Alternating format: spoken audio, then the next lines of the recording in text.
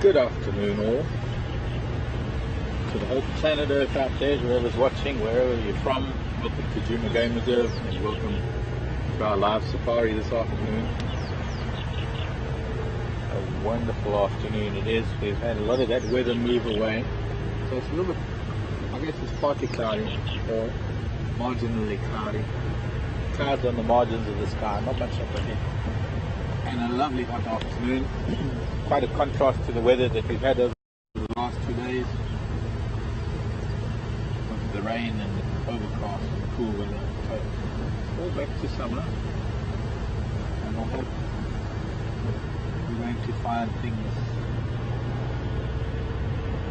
this afternoon that are going to show us a bit of summertime rain. My name is Mark. Andrew is on camera this afternoon. Brian is back in final control. And well, the three of us plan to try and entertain you this afternoon in our live safari, however we can.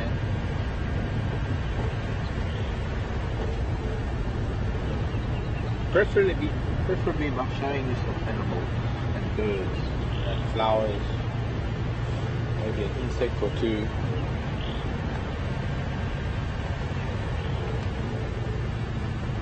A reptile or three, or even just one reptile actually.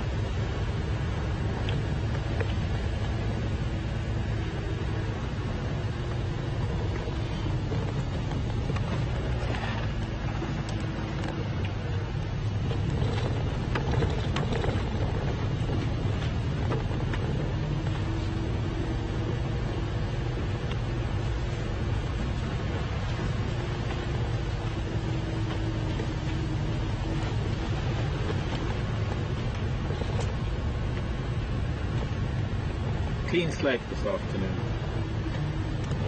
Clean slate in terms of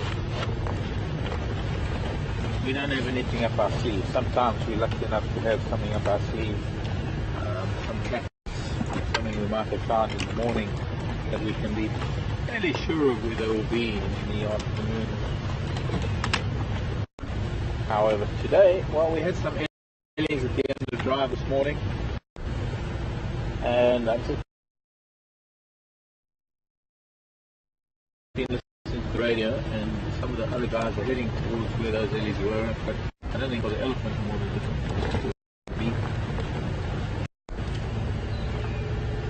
We need to try and find a different direction. So I'm thinking, let's go way up there into the northeast.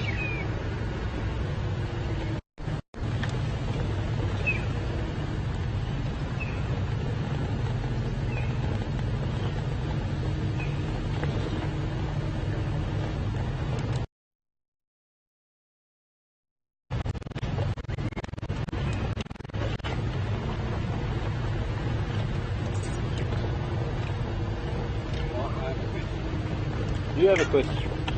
Why have we not seen any jackets? Why have we not seen any jackets? Question from Andrew in South Africa.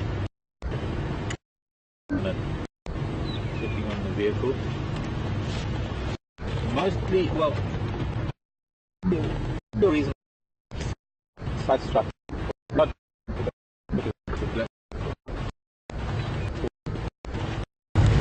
much of a signal issue. But we're in sort of the complete opposite of what we were in yesterday. Hot sunny skies, it's actually getting very, very bright. Oh, baboon. Interesting, the baboon. Here they all are here. Maybe we can get to watch some of them. This is this troop. I wonder if they've decided they're going to be moving in here. A huge troop there are. Lots of them. No, maybe huge troop there are. Lots of them. Hundreds. No, maybe 50. And a big kudu bull lying down in the shade. This is our big monster bull, Hercules himself.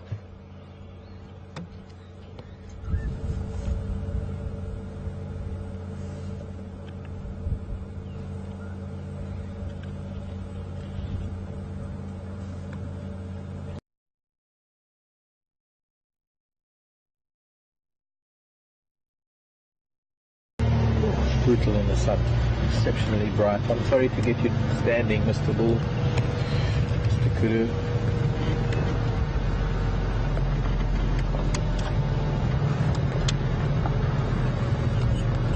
Apologize profusely.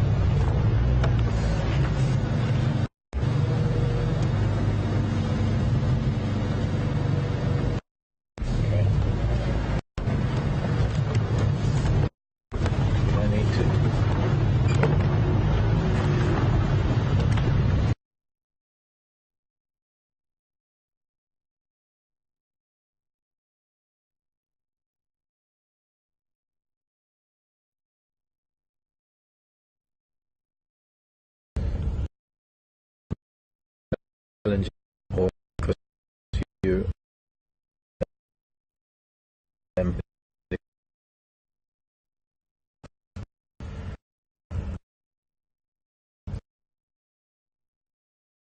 this body chose back.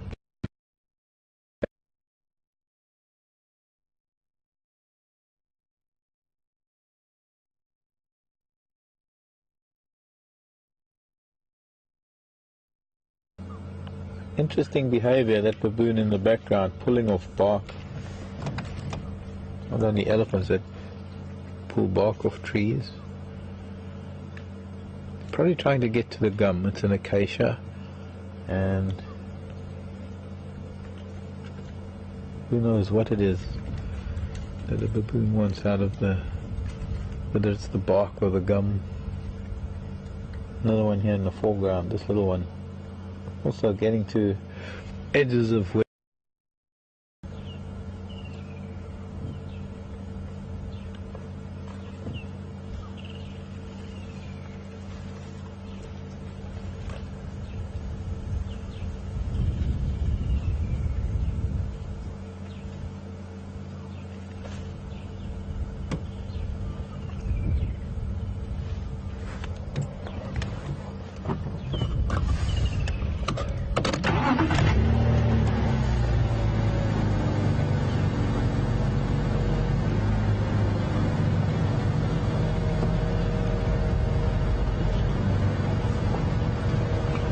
Lisa in the UK. I don't know if we've met before, but hello Lisa, who's in the UK. Nice to hear from you. Lisa's question is regarding, here's a big one. See, maybe we'll get to view some of the baboon from here while I talk to Lisa. Lisa's asking a question about, well, she's saying that domestic cats can get fleas and things, but what happens to the wild animals? What are their, what blood sucking thing, parasites, I suppose? What is it that we found out here that affect the wild animals? Well, fleas are part of it, and there are a number of different types of fleas, and there are ticks, which are, I suppose, the two main types of biting insects. But there are several species of flies, biting flies and blood-sucking flies. Mosquitoes of course, naturally part of that, but there are others. There are the likes of different types of horse flies, bot flies, and similar things to tsetse flies. There are things called bat flies, and really there are types of flies that are so weird. They've evolved, they've developed a lifestyle that they live entirely on mammals, that they don't even need wings anymore, and they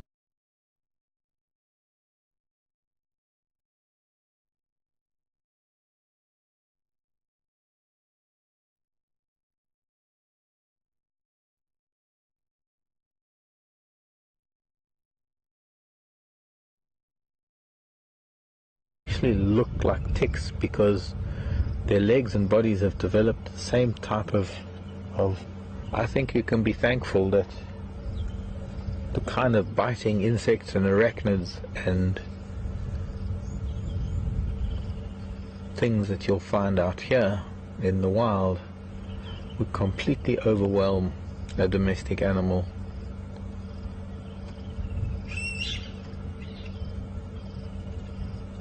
Interesting that one baboon sitting down there in the sand picking something is actually washed or sort of wiping it off. Maybe roots of something. That one that's sitting with his back to us, towards the back there. Every now and then eating something that it wipes quite vigorously. There, once again, wiping it.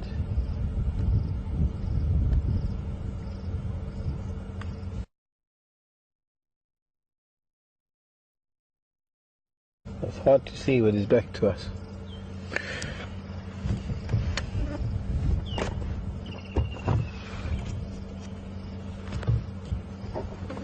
I'll try and dig out the insect book and show you some of these creatures.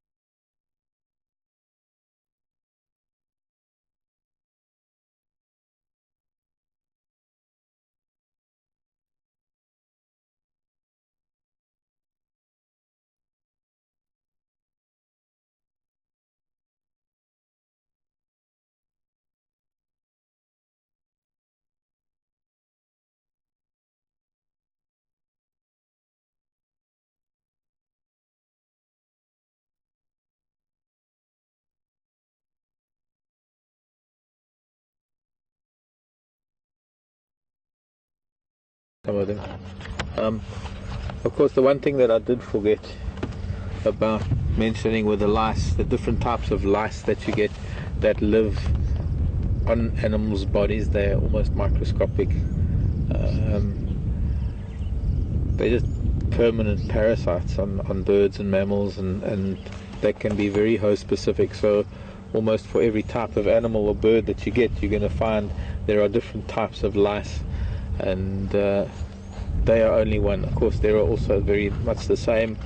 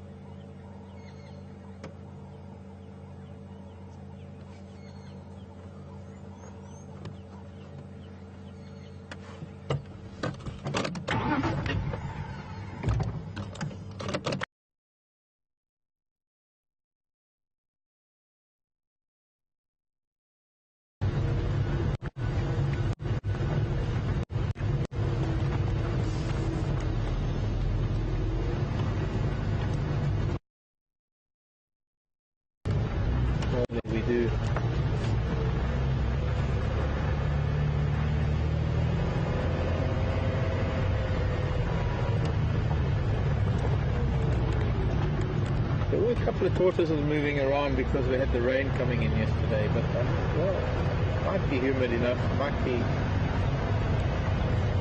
right sort of conditions to have a tortoise moving around this afternoon, especially if there might be more rain coming. But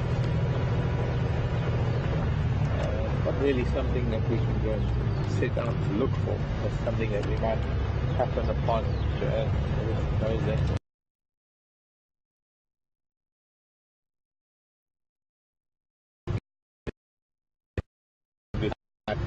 Length. We can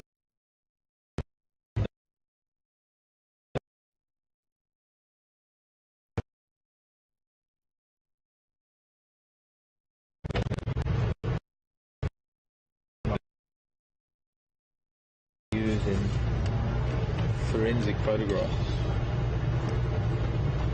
to give scale, so that whenever we see something like a leopard tortoise or a hinge-back tortoise or a chameleon, something that we're able to get close to without disturbing it too much, like a land snail, there's a good one. If we see any more land snails, because they only come out in the rain or it's after rain. Lucky enough to see a couple just recently. Or flowers even, or insects. Speaking of which,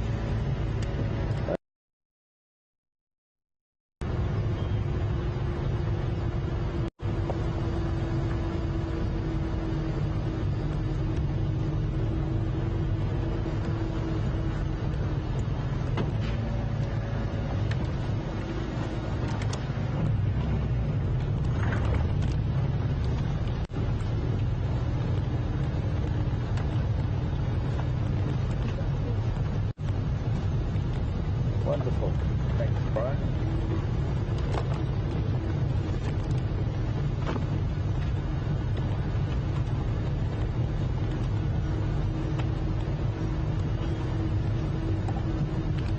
Be the what? Yeah, snowstorms will do that. Unless it's hardwired, and no one have much to do with it at all.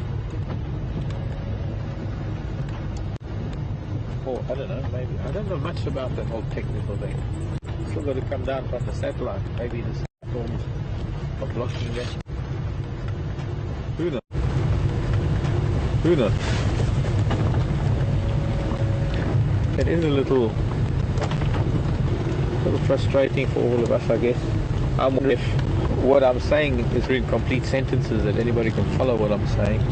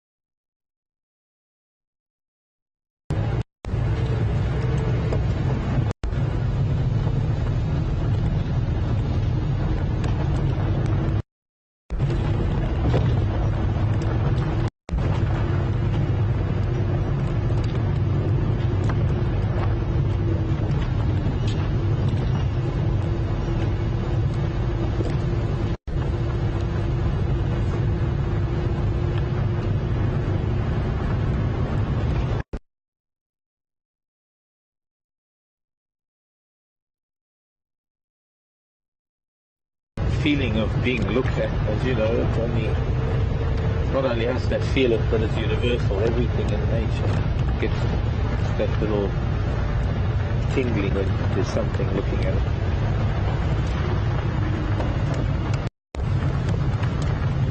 And when it is something that is predatory looking at you, you just turn around and run away. That's the best defense.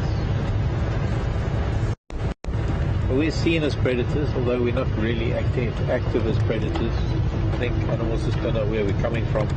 So when we stop the vehicle to look at things sometimes, like now, stopping to look at hippo,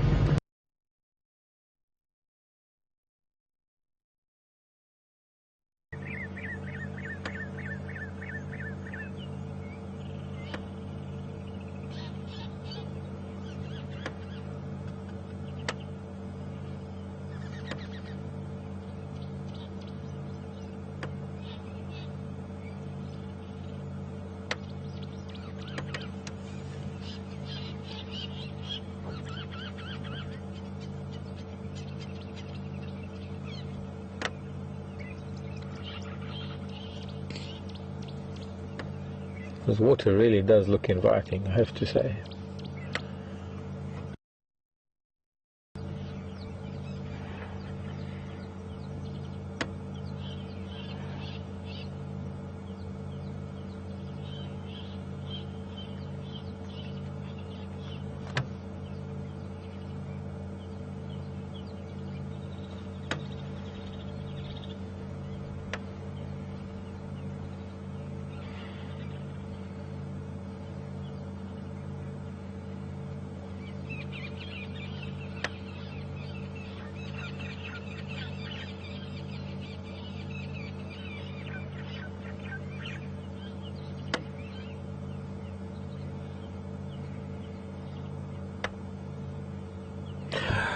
Okay, bye Hippo. We're gonna go and look for something else.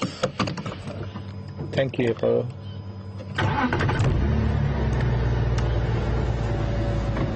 See you soon.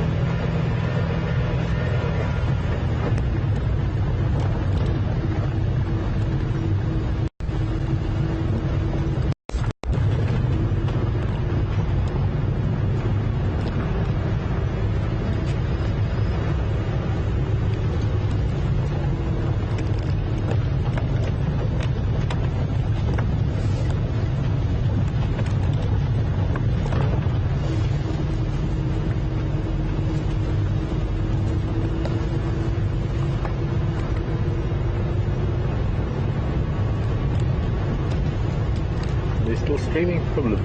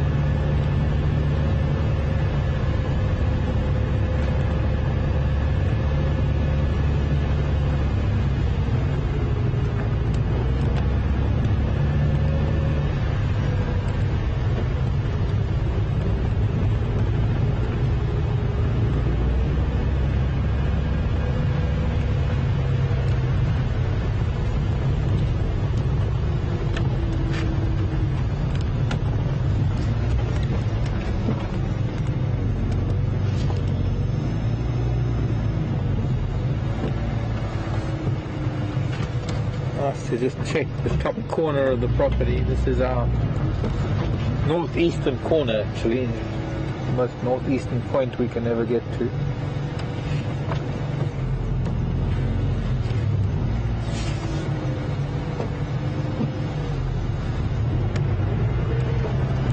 Nice to see what might have been moving in and out just in this area since the rain. The rain came in and cleaned a lot of the tracks over the last few weeks, so With the new slate, there are new writings on the sand, new tracks to read. Well, if there were tracks, then I could read them, but there isn't really much at all.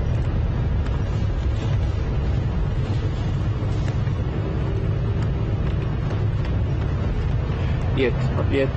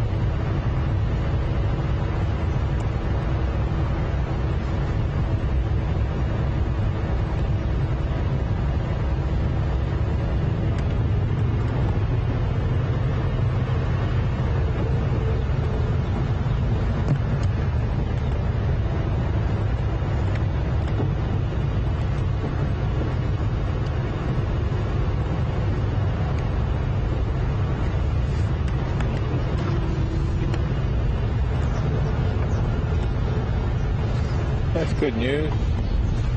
Brian's saying that a lot of the feed that was down for people is back up again, so it looks like we've got a lot of people back again. Glad to, yeah, that's all sorted out.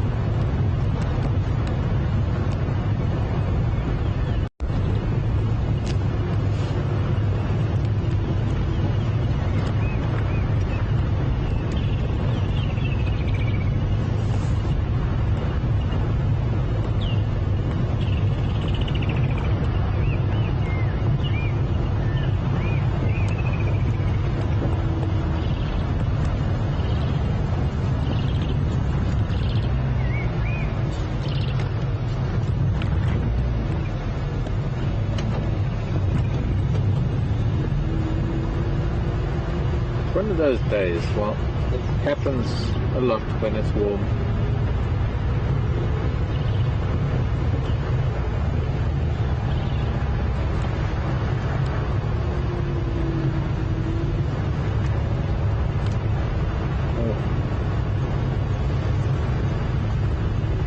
I was just going to say that, you know, sometimes in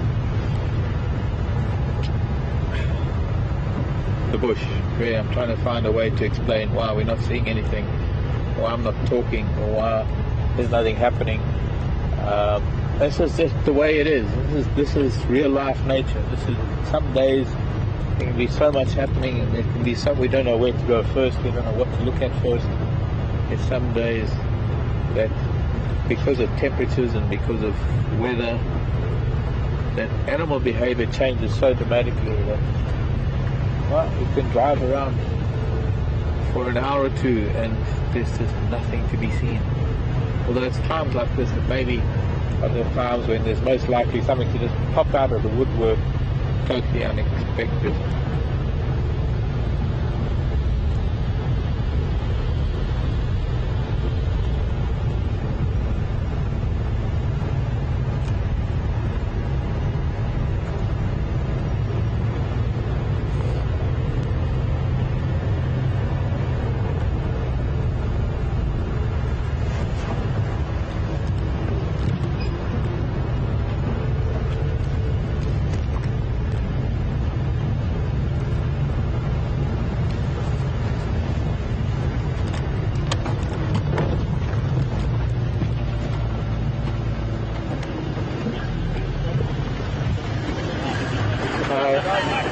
Hi everyone, good and you? Having a good time? Good. We have our beer back, we're running out. It'll take a while, so I need to find the right ingredients, but how's it going? Good and you? Yeah, okay. Good. I need one of those straw hat things. Okay, now where you? Enough of them around here. Oh. No, the best thing about them is you can fold them up and put them in your bag. No, and I they couldn't just do come that out to and my you can Kuro. roll Gosh, again. no. It makes me cringe to think that anybody would think of doing that. What have you seen?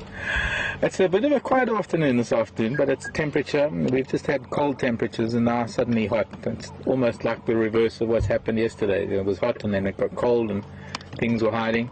We just saw an awesome giant eagle out. I heard that. Down in the riverbed.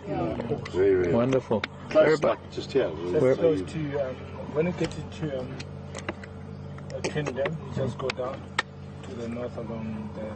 Oh, okay, I might try that. Where were those in Law moving?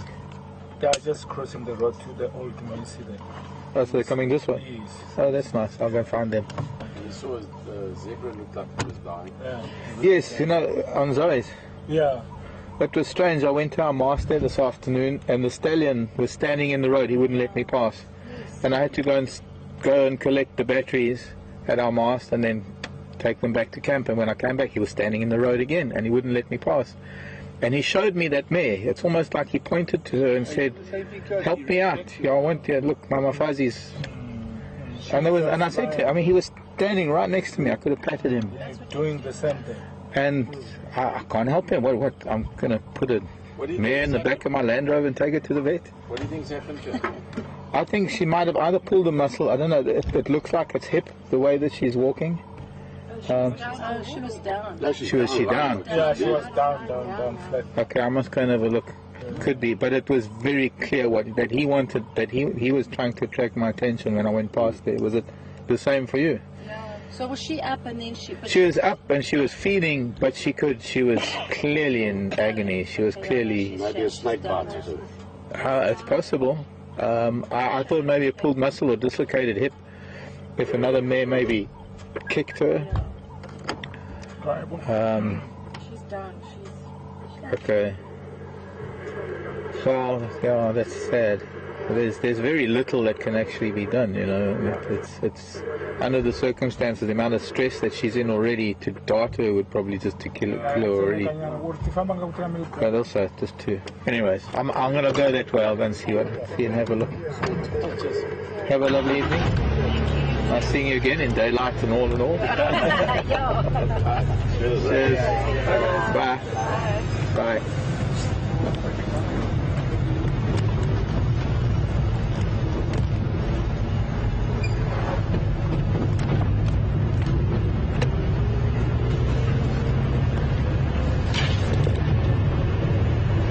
talking about a zebra. Andrew and I went up to Zoe's Road, to those two of our repeaters that are on Zoe's Road. If you remember this morning, we had to go and sort out a battery issue that had come about because of the rain and the cloud, and we brought back the other ones so that we could put them on charge and make sure we've always got backup batteries for there. And well, no matter what happens, if they ever die, we still got to always go back there and swap them over. But it was the strangest thing. There was the zebra stallion, and you know what? It was the zebra stallion that was standing in that open area. I think it was it yesterday we were on Arathusa that we saw him? I can't remember. I think it was yesterday afternoon. That one open area on Arathusa, we saw a family of zebra, and there was that stallion. He had a couple of old lion squaws on his rump, and there was that one mare that was a really pretty mare. And I actually remarked about the shadow stripes that went all the way up to the shoulder. And normally the shadow stripes on the zebra are only sort of over the rump area. Anyways, Andrew and I went to go and collect those batteries, and he was standing in the road. He wouldn't let us pass. And of course, I didn't want to push him too much. And we could see the other zebra off in the bush. Funny enough, it was at that termite mound where there's that one tree that I think somebody said to me once, it's an ironwood that's in flower. I still can't find out what it is, but it's a flowering tree that's just finished flowering. We were looking at it just recently. It was at that termite mound, and he wouldn't let me pass. But eventually I kind of, I suppose in a way, edged past him. He moved off of the road onto the termite mound, and then when we came back with the batteries, he was more adamant about me not passing him.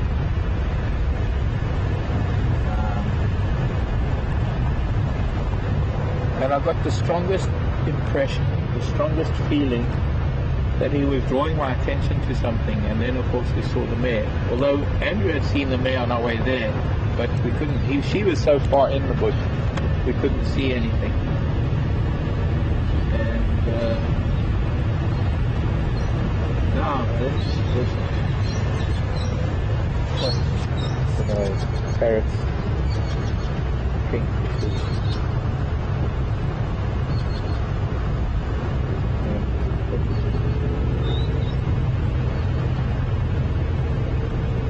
Oh, right. Okay.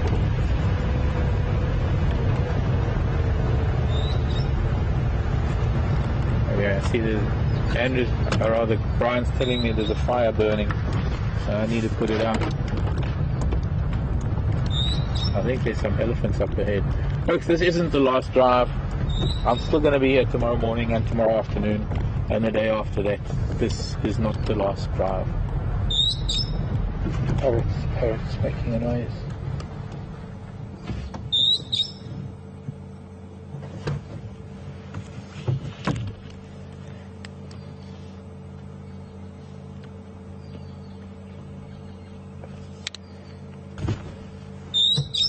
Parrots are somewhere above us. See them, see them.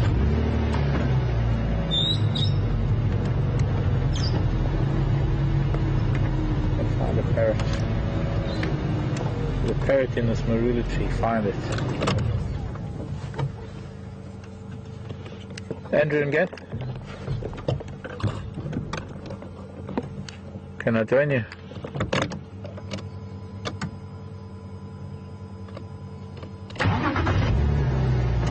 We're going to lose these elephants instead of looking for parrots, because they're now moving east. They're supposed to be moving this way. We're going to get a brief glimpse of Ellie's before they disappear.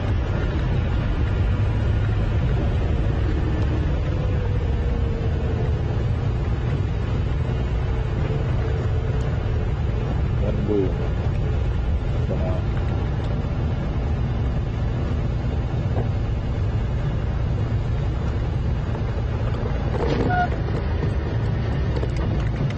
I can't go much further north, or rather east than this when we lose him. I think he was that young bull. There's another one here to the left. Thanks, Andrew.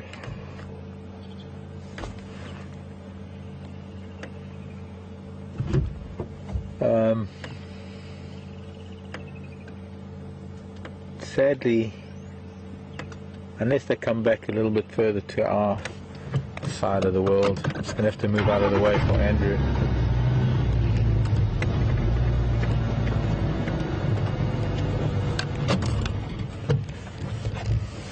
Can we still see anything? Just that one over there that might still be visible. Andrew? Oh, good. I'd like to see them. Hi, everyone. How are you? Good, how are you? Very good. Get from the Isle of Clay, but then Ponzo we're coming west, I think we'll go to the eastern time. Maybe we're going to be around the boundaries. What, tonight? Yeah, there's a Kalamati prize. Oh, nice.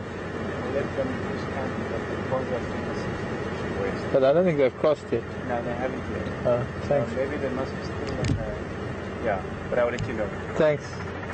Bye. Bye. Bye-bye.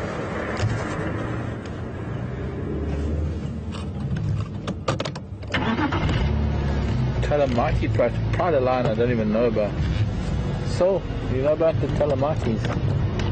Evidently just east of us. They might come west a little bit later. Well, no, there's still one or two ellies. Andrew tells me still one or two ellies on Djuma. Left of us is not Djuma, right of us is Djuma.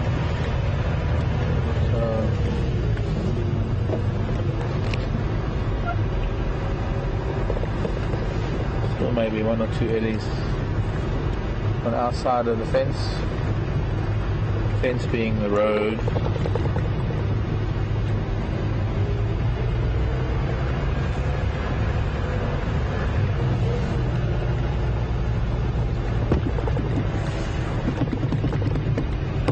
Not the last drive.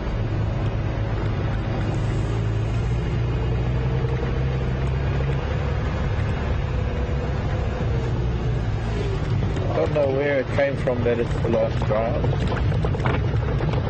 Or who said it was.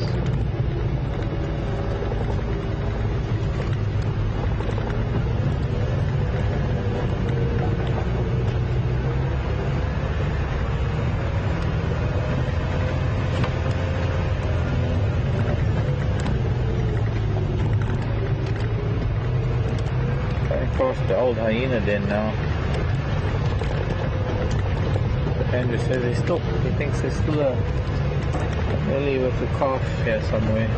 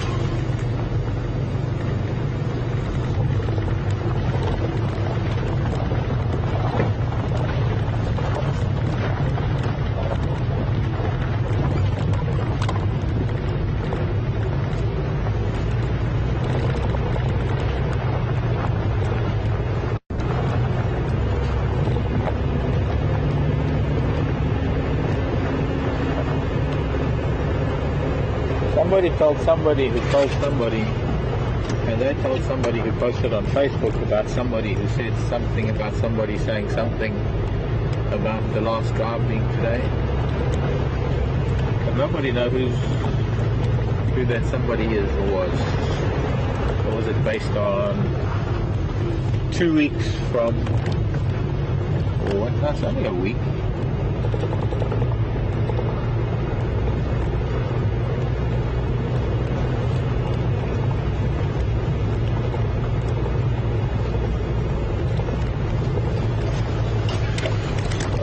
Somebody knows something that we all don't know. That would be a bit of a shocker. But no, not kidding. No, I'm still going to be here at 6 o'clock tomorrow morning, Central African time.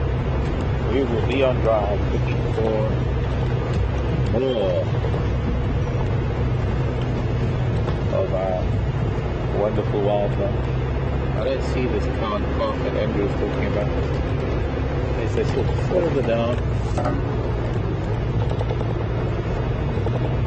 Thinking maybe this is a herd that we saw at Treehouse Dam this morning.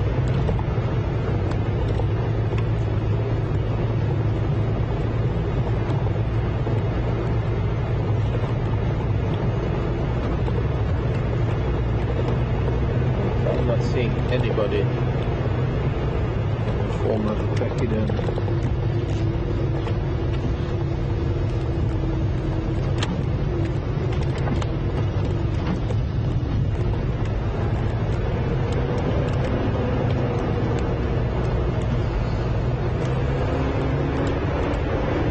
That's to be our prize this afternoon, a brief glimpse of an elephant.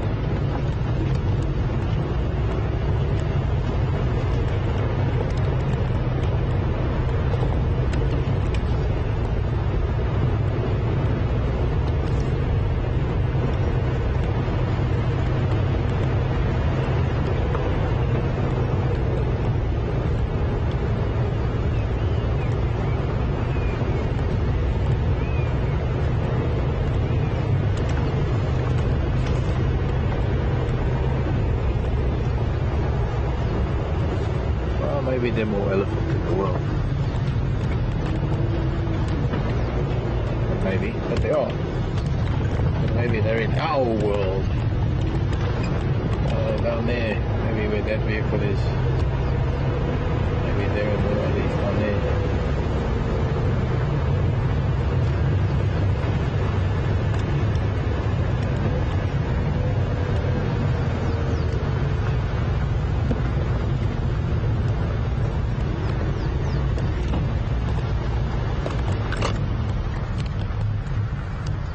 Station on Gary Main near Tita Cutline.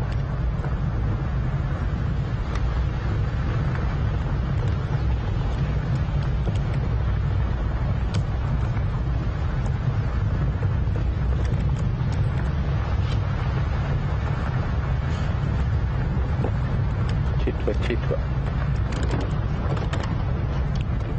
I don't have the channel, so I can't talk to him.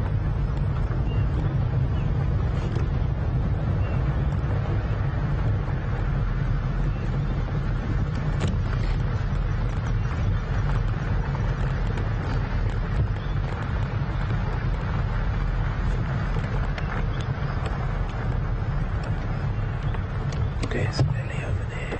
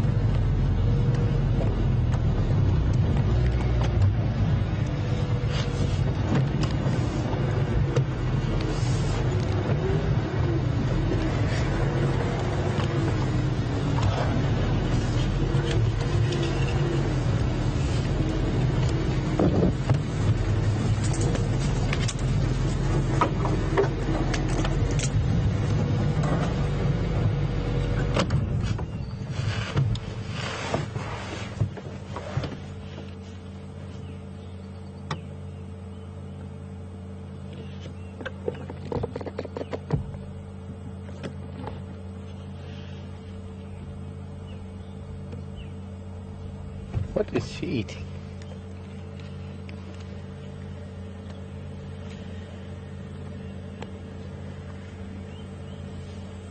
That's quite a big mama at the back there. Quite a fancy big old girl.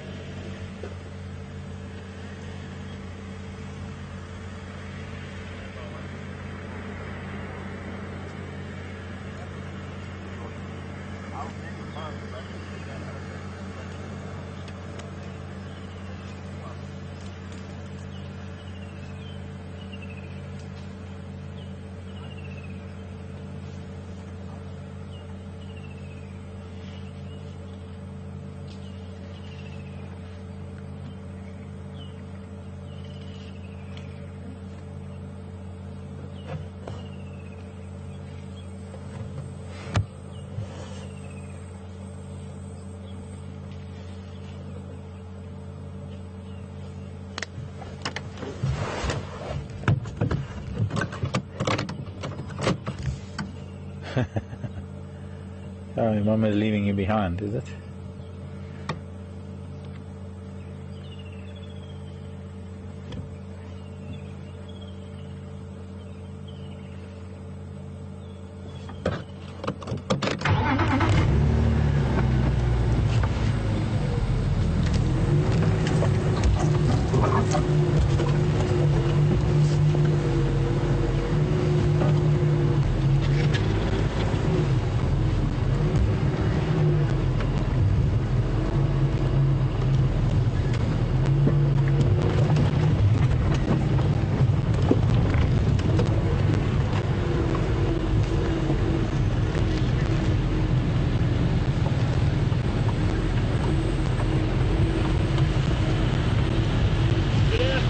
Hello Craig, hi everyone. How are you? Fine, and you? Not too bad. Good. Not too bad. You been away? Yeah, I just got back from leave on Friday. Oh nice, welcome back. Thank you. You also had a nice little leave, eh? Yeah, I went home for a couple of weeks. Which areas have you checked? Buffelshoek Dam and Cheetah Cut Line. Came round to these in Law. You haven't done Twin Dams yet? No. You copy. You're looking... I see you with the holy one. Black Mamba. Yeah, Yes, it was a... that was actually the venom from a spitting cobra. Wow. Yeah, they picked up tracks in, I don't know if you copied, Ingwe and Konzo and Buati. Sort of in and out, up and down. Coming north. There was going north and going back south. One of those young my daughters. I know they had quarantine, I think it was in Little Gowrie a couple of days ago. There's 2 sticks and fuzzies that treed him. Yeah, I heard about that. Last night we had Bahuti was on one-eyed plan, which is just over here. He was heading south. So Yeah. it might be...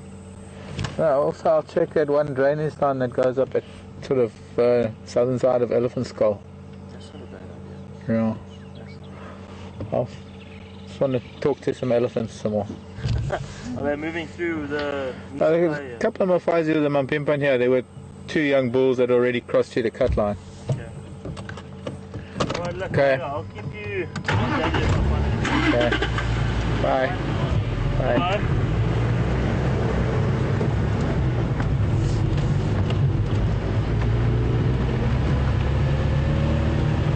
Now I know where that was. Somebody was telling me on Facebook that there were 2 sticks females that treed young quarantine male, and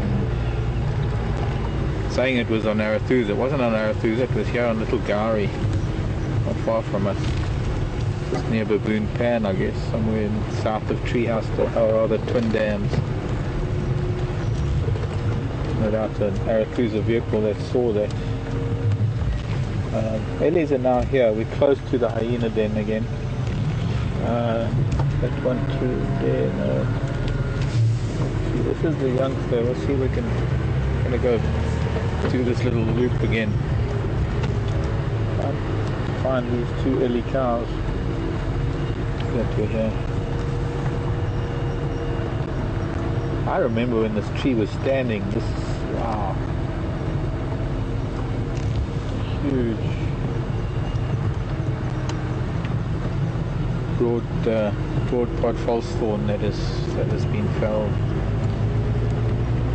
Maybe that's weather or natural causes, I don't know.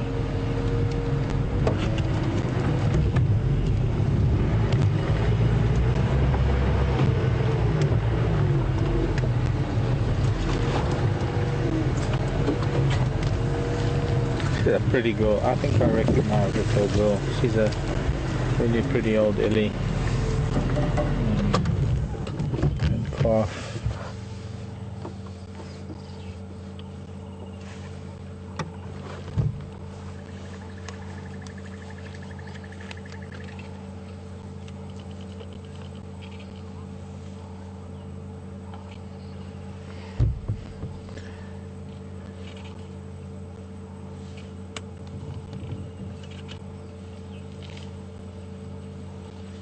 Valerie in Pennsylvania sent a question that I don't really understand. We've got a very interesting little calf coming up our way now that I've never seen before. Valerie is saying something about investigating sick or injured or carcasses. Who investigating? I'm just curious. Valerie, what do you mean by your question, to be able to answer it a bit better? She's not a youngster, this Ellie.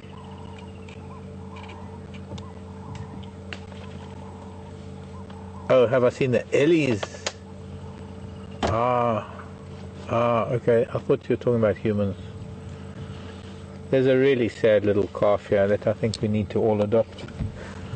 It's only sad because me as a human, I'm getting very much. Not that little one. There's a little one here that's got. Oh, sorry, spider. I'm not going to go any further. There's a spider web I'm about to break. But this little one on the left, Andrew, that's now on the very left of the picture. Poor child has got 2 floppy ears. Both of its ears are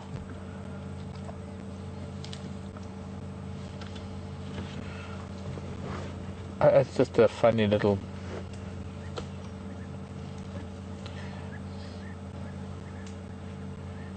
strange little child. So the question was, have I ever seen elephant investigate the carcass of a sick or injured animal, or just the bones of an animal?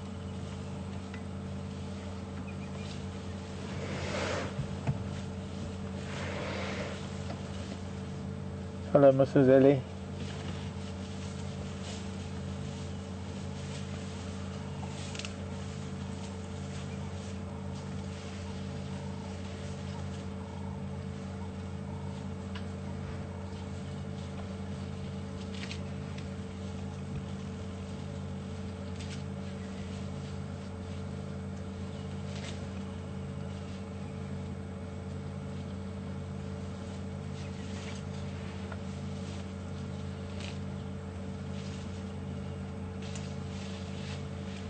She's certainly not a youngster, this old girl. See the head hanging quite low, somewhat sunken temples. And the tusks are perhaps a slight indication. I mean, it's not a major thing because tusks are always genetic in terms of the size of tusks, but just her whole demeanor, she's not a youngster.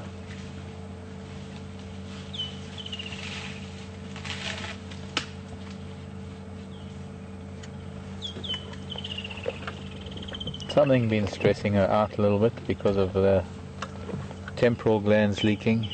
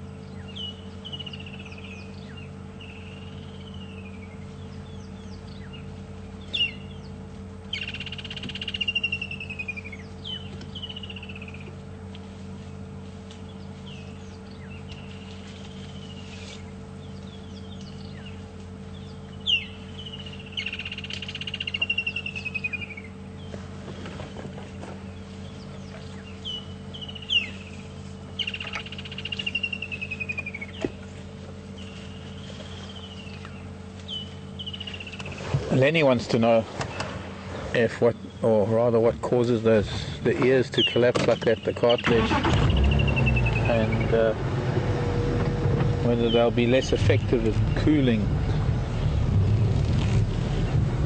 Lenny, I actually don't know what it is. I need to research it further and see what causes the cartilage in Ellie's ears to collapse like that. Because there it comes now, it's just coming out into this little patch. There's a little bit of a shy child, I think, because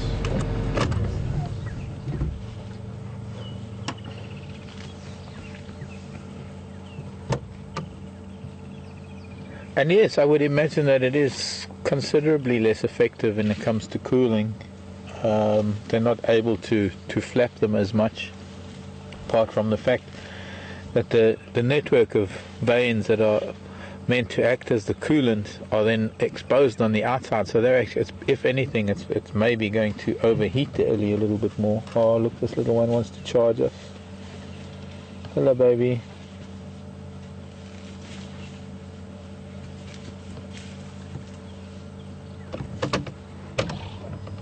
I'm just going to turn around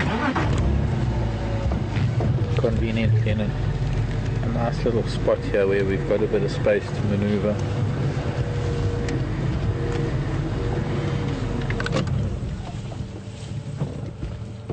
Hello.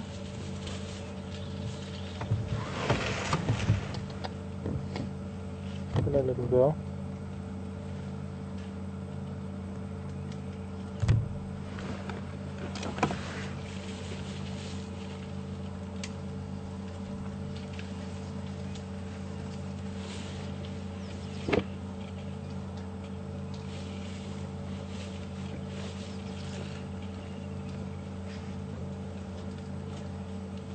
Yeah, you're going to show us your strength with that little tree now. Or just pretend to feed.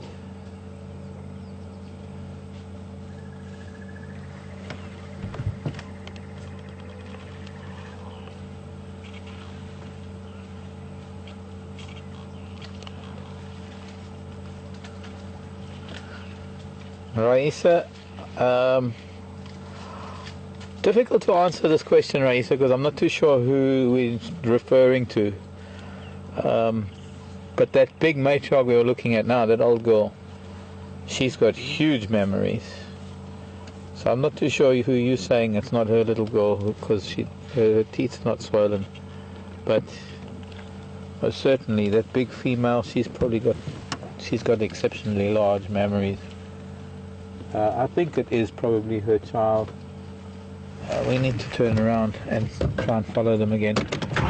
You know, although we're live and things, sometimes when a question comes through referring to a certain individual, sometimes it's hard to know which individual it is you're referring to, because, well, I might have moved on. I might be looking at a different individual, and I'm not too sure who you're referring to. So it's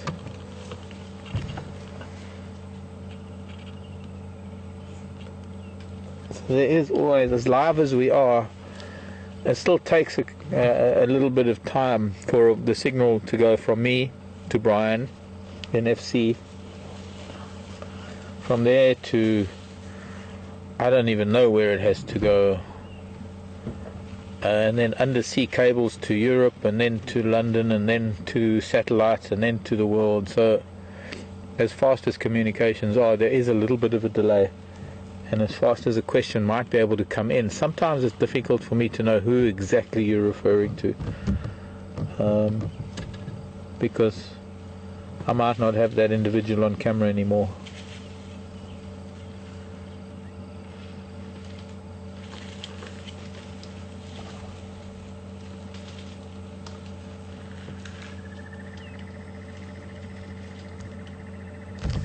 I want to go back to see that matriarch with the car.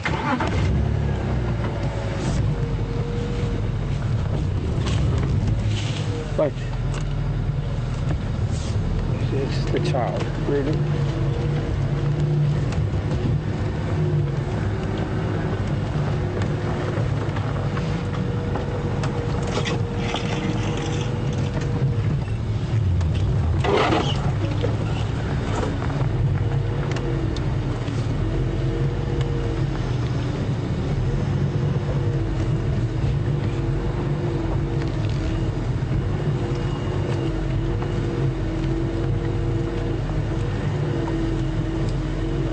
Seems to be quite a few Ellies here, actually.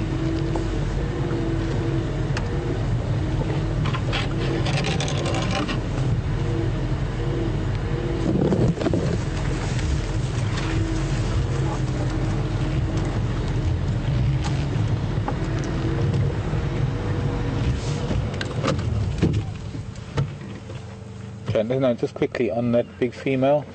If you look just underneath her front legs, this is the big girl. This is the mama cat. This is the big matriarch. This is I'm sure, the mother of this calf that's now trying to charge us. But you can see just underneath her front leg, you can actually see how big her memories are. If this little child would.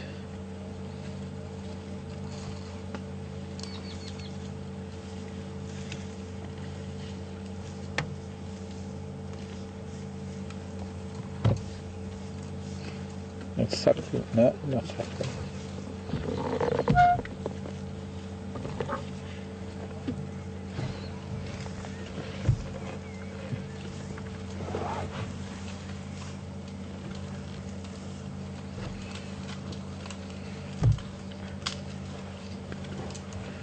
Hello, Marge.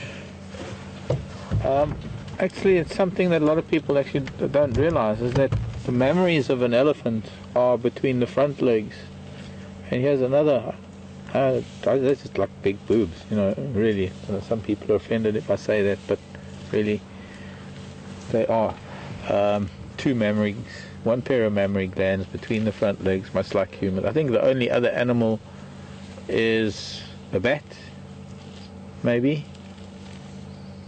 Of course, other primates, let's not forget all the primates, but most other animals, like all your other herbivores, and, well, I suppose some of the predators, they have multiple memories along the tummy, much like pigs that have multiple. Cats have 6. Dogs have, what, 8, I think?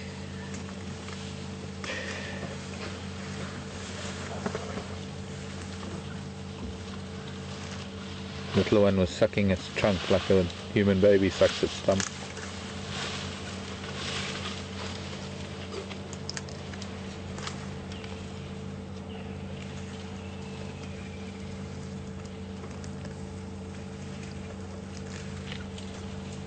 But Marge saying she was shocked to find memories in between the front legs. What? The tree next to us is shaking, and I wondered why, because there's an elephant here.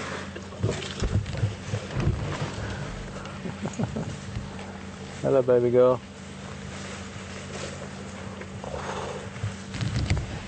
Hello, children. Little boy. There's a lot more Ellies there. I thought there were only for the 3 or 4. We've got another. We're surrounded. Huh? We're surrounded. We're trapped. And we've got a delinquent behind us that's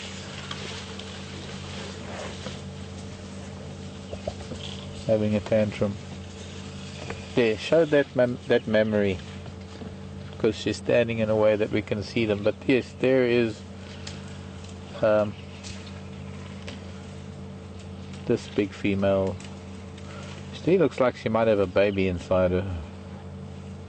Just looking at a particular bulge. That bulge there, that looked like it was moving, like a baby kicking.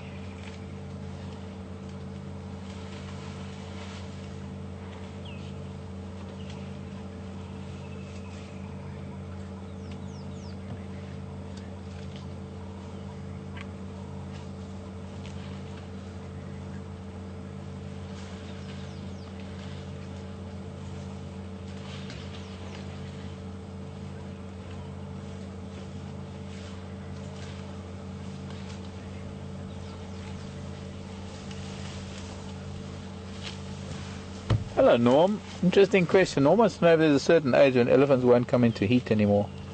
Heat, I suppose. Estrus, better term. Yes, strangely enough. Norm, it actually can only really happen with ellies and whales and humans and other great apes and things. This is a little boy that we're seeing now. I'm thinking maybe it's the same herd from this morning. And he was the little boy that was feeding on his own some distance from the herd. Normally there are very few animals in the wild, in nature, who live long, a fairly long time post-menopause, post-breeding age.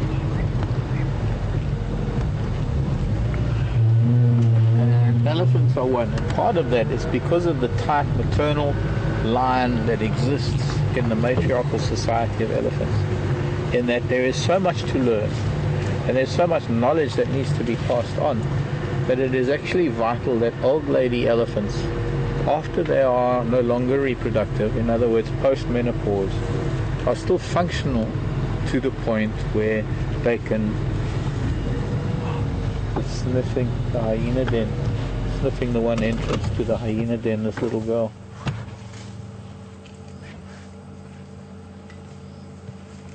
We're at the back of the old hyena den here on Cheetah Cut Line, Bangari Main.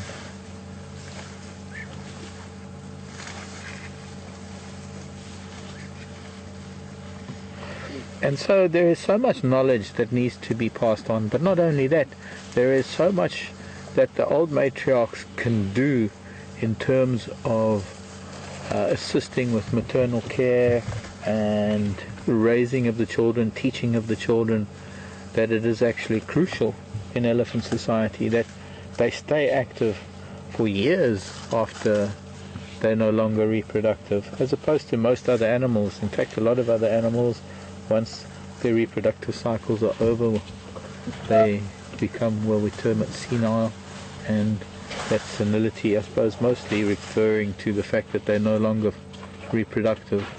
And, oh, you my fufunyan, little one. And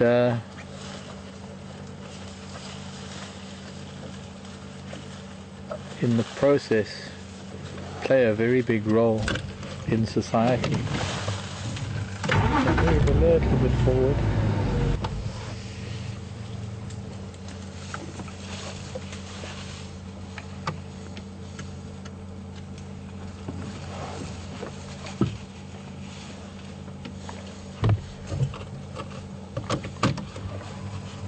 So I think if we go a little bit further, we can wait for them as they move slowly east.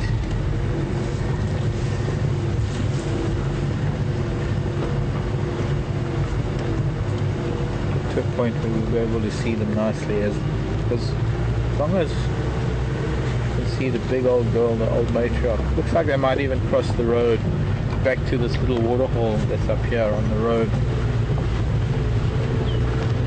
We were on the northeastern corner earlier on, now we're just approaching the southeastern corner.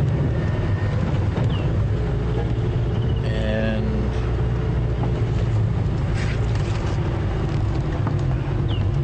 as long as we've got some ellies, I'm going to stay with them and spend some time with them.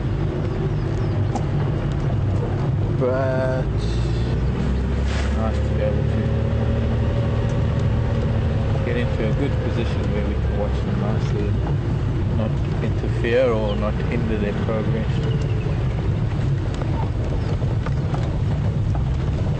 or also not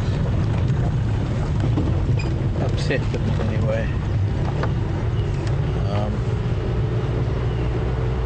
And I can't help but have children react. Ah, there we go, crossing the road already. Can't help but the way the youngsters react to us. There goes little floppy ear crossing the road now.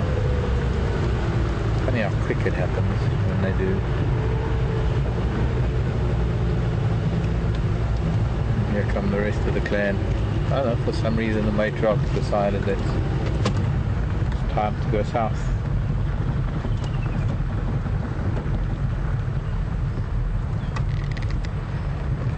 Most of them have actually already gone in to our left. In the 2 seconds it took for us to come out onto this road.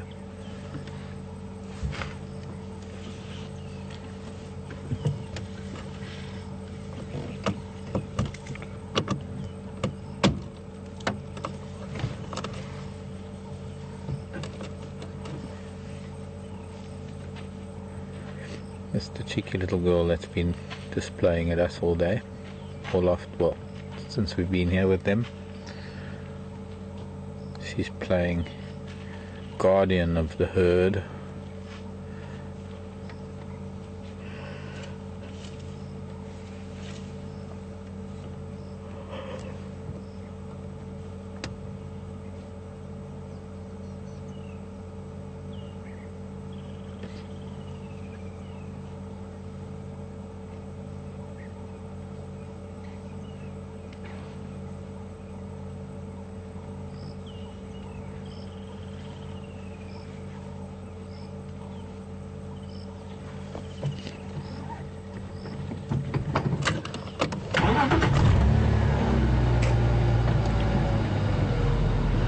I think that might be the end of our elephant.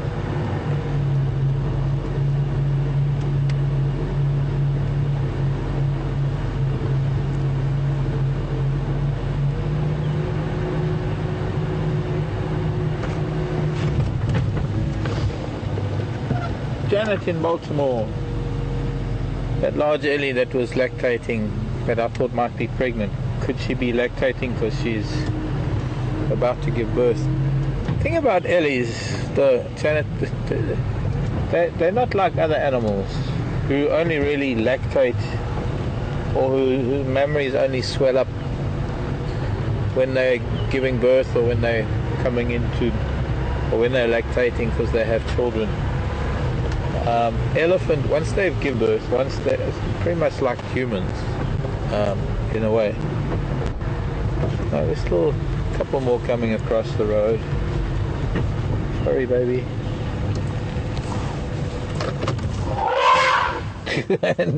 Whoa. Just as I was looking at this side. Yeah, well, it's this little one that's been playing up all afternoon.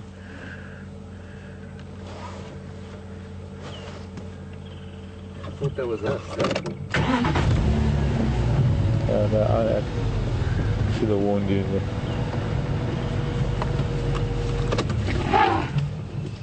Yeah, okay, I'm going. You turn around and go your way, and I'll turn around and go my way as soon as these other two children come past.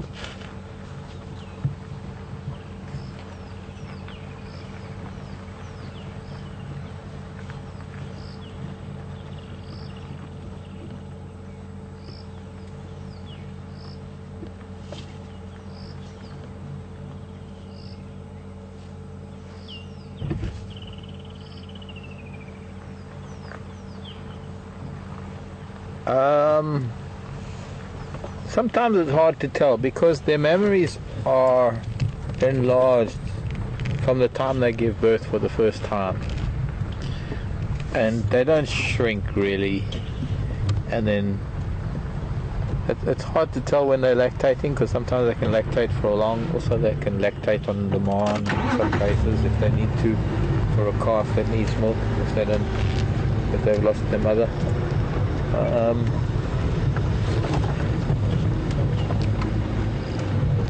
But their memories as adult females, much like us as humans, as adult females, their memories maybe swell a little bit during lactation, but generally they are normally large as adults. Some have bigger ones. They're very much like humans, different sizes and different shapes, different cups.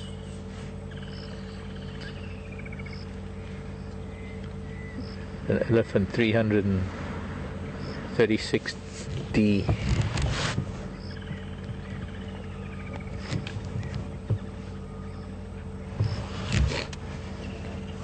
Or 340D.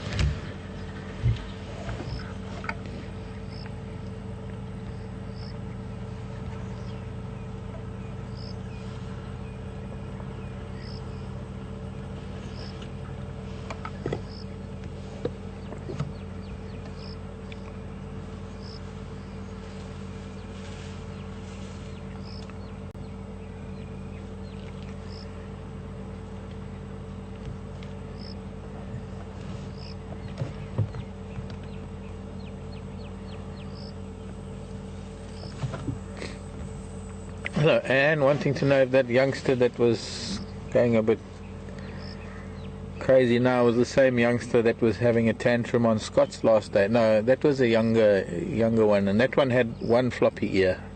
if I remember correctly. Maybe I'm wrong, but it was a much younger Ellie. And quite typical, the little boy of the herd is... Oh, some rumbling. Maybe there's still a matriarch here. Because most of them have moved off, but this little boy is still here. There are 2 youngsters still here. It's only really little boys that lag behind like this.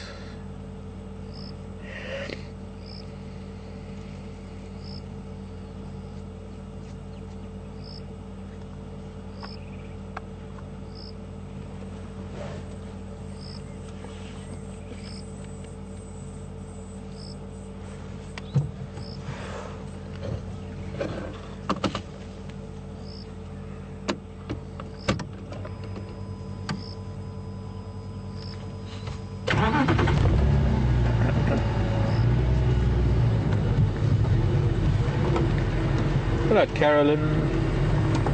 Chicago.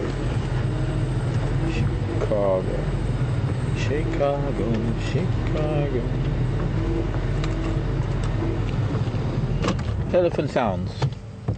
The sound from the mouth versus the sound from the trunk. They're different noises. Yes, they're very different noises. Or the trumpeting that comes out of the trunk. Sounds from the mouth. The sound comes from the voice box in the throat, so there are screams and noises that do make from their mouth. But when they're rumbling, the deep sounds that we hear is elephant rumbling, produced in the throat, but it's kind of they're modified sinuses in the head that help to amplify that sound and send it out. So it doesn't appear to come from the mouth. And they're not tummy rumblings. They don't talk with their tummies rumbling. They do normally have, like our tummies rumble, they do normally have noises emitting or noises from their stomach in terms of little rumbles and things, but that's not really communication, that's just digestive noises. Maybe 2 families, there's still more Ellies in there.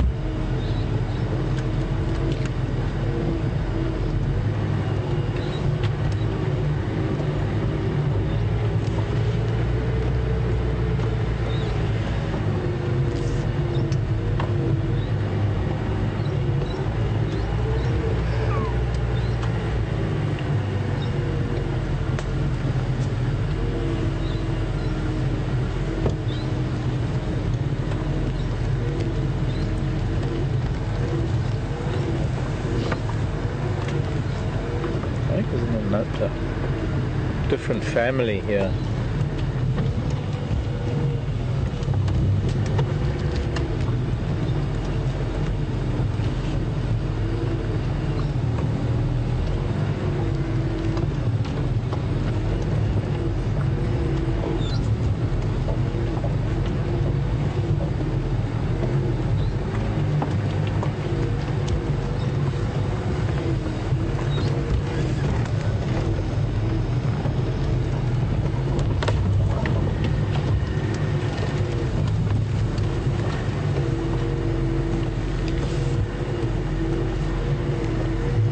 Part of the family that is lagging behind, really.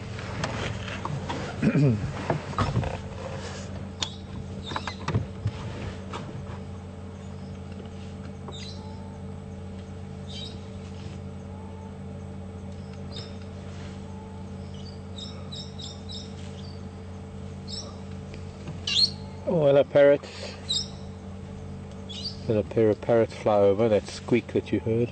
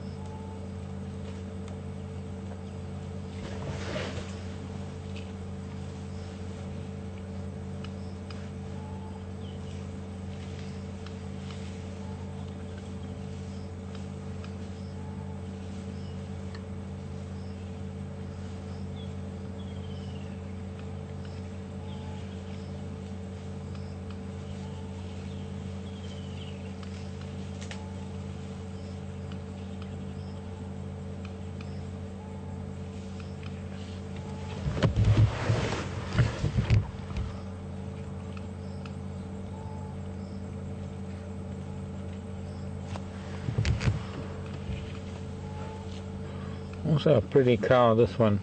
Quite a lovely big old girl. Different family unit. I've maybe been socializing with the family we've just watched cross the road, and she's choosing to take her family on a slightly different route. I'm going to move forward a little bit.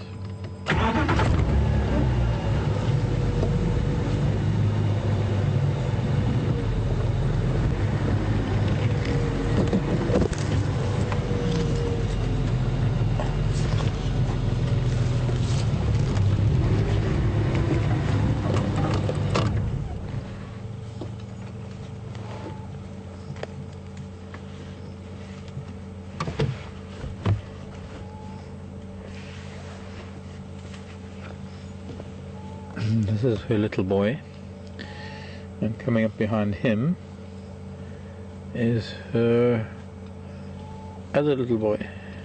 Two little boys. Maybe why she's keeping them separate, because they're little boys and all those other children are little girls.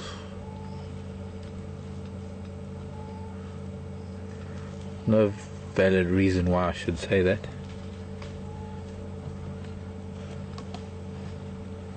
Why that should be.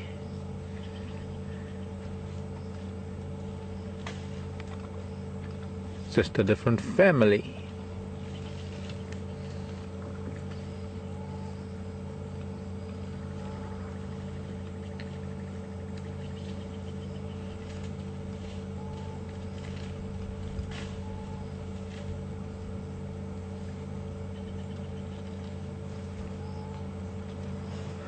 In fact, I think she's the old one that I was thinking was pregnant.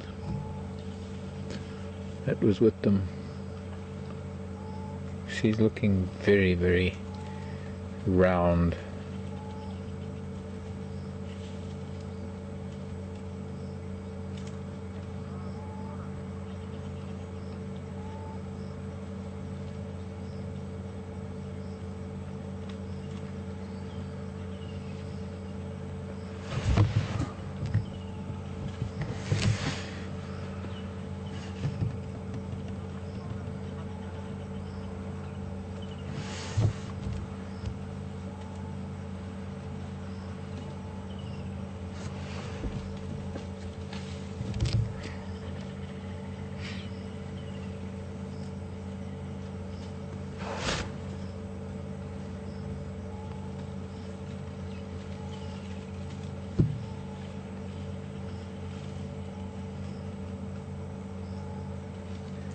Seems he's still battling to break smaller branches. It's easier to just put it in his mouth and bite it off.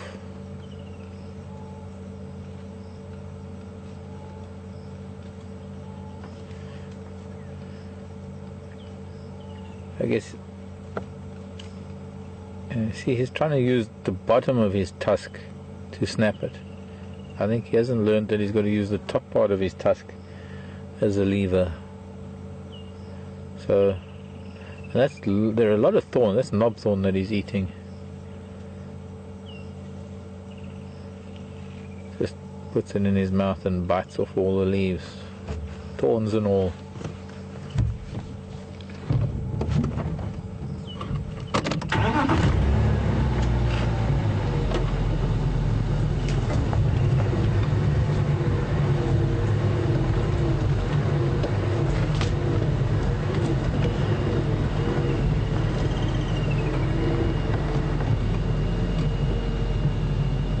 Pretty little boy.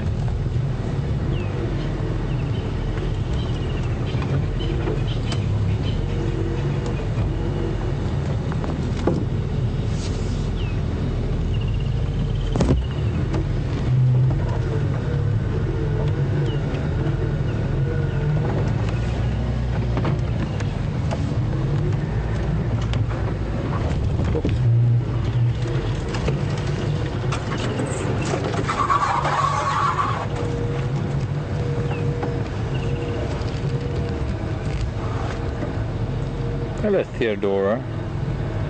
What can you compare the loudness of an elephant's trumpet to? That's a difficult question. An 18-wheeler blowing its horn. A train blowing its horn. I don't know. I guess we'd have to measure decibels. See, this is my world. I don't know your city world much. And everything's loud to me there. There's actually another matriarch. Oh, a big female. Well, I don't know if she's matriarch, but this is clearly a different family group that might most likely have been socializing with the elephants we were with now, and now they're moving sort of in the opposite direction. Just what elephants do, really, I suppose. See how big she is? I think she's the pregnant cow I was looking at earlier.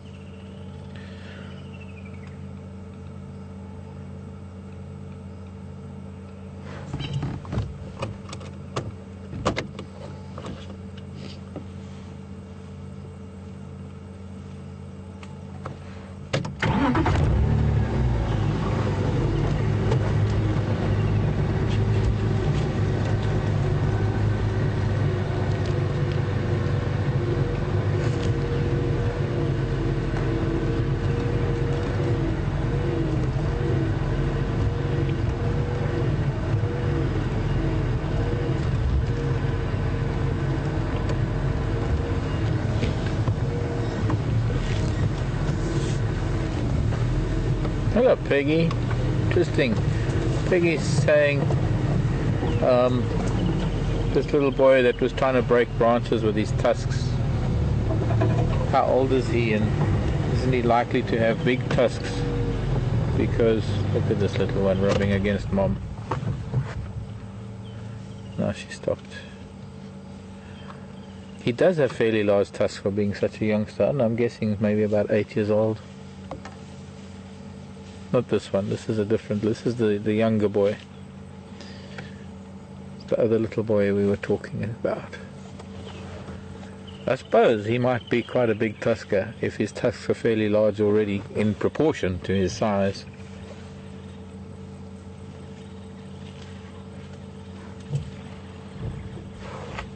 And if there's a way I can get around and through, I'm going to work over there.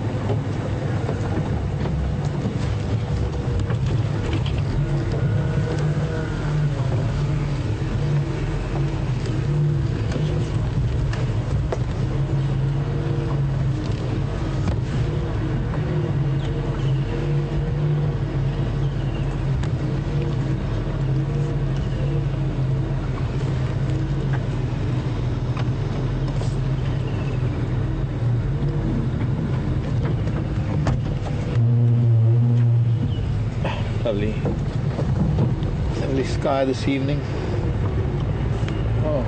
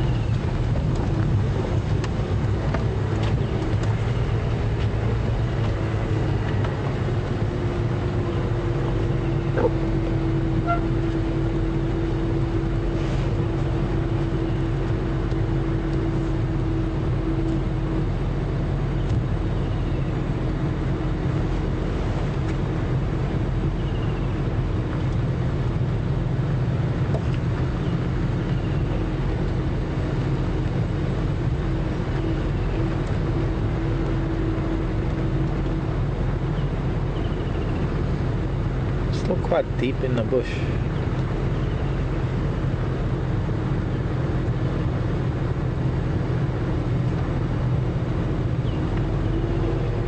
There's the other female, maybe. Is it a female?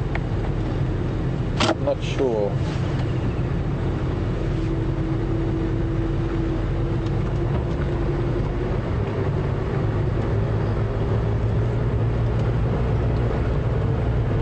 give them a minute or so to venture out from that thicket that they're in. They are coming out here into the open, and we might just get ourselves an early sunset because, well, setting it up for quite a nice sunset. And elephants are approaching. So if I could just turn around.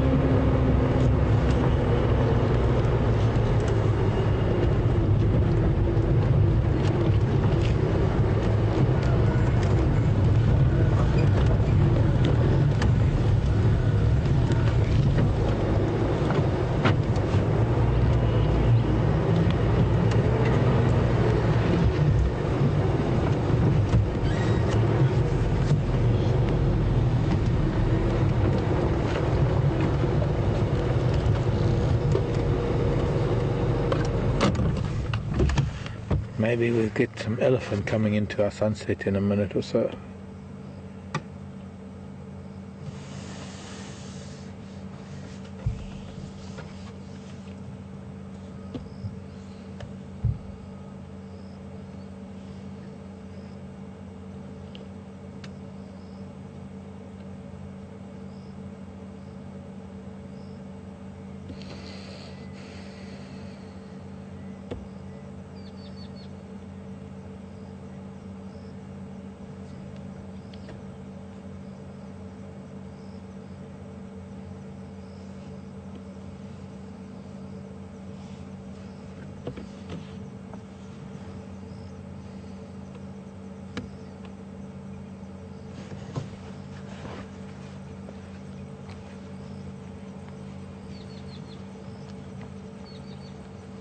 Hope it doesn't take too long.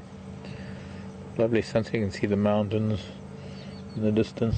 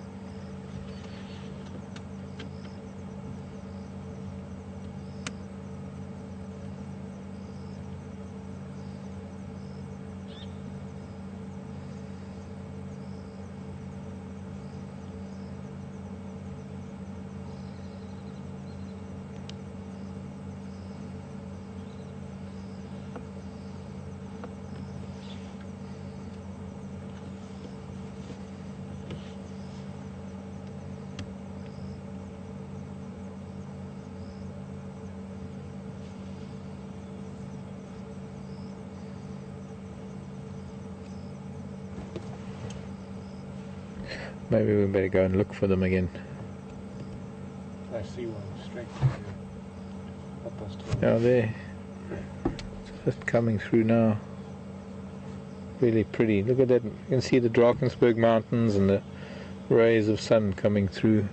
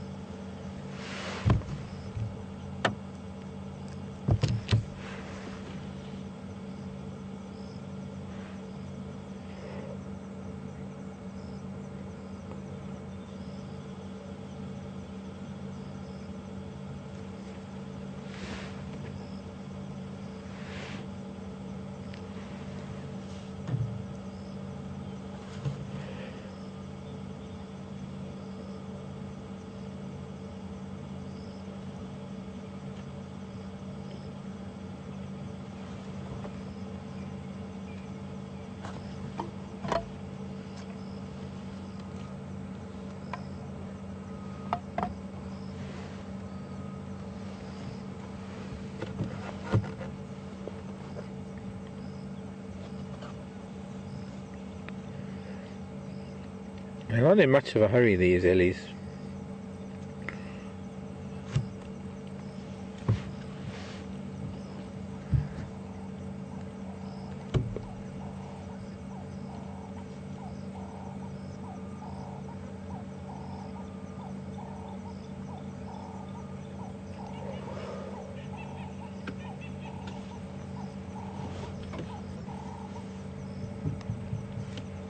I was just hoping to try and set up a really unique shot, and it might still happen.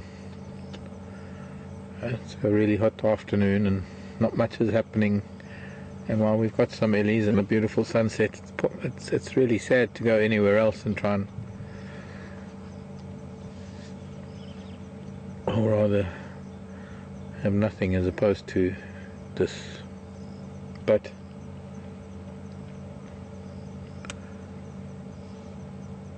it is a guessing game, and it is a gamble, I suppose, thinking they were moving this way and that they would be out here by now. I know that they will get here, but they're elephants, they're worse than cats, they take their pretty time.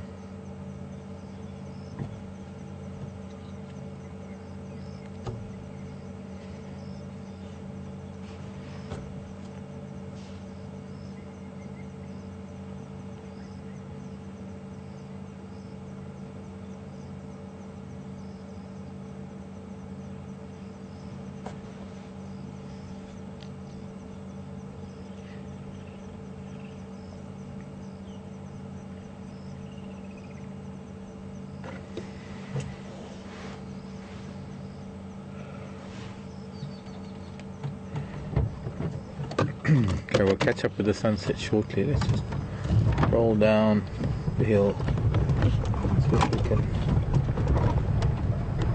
spin. If need be, we'll just keep reversing and come back out here towards the open.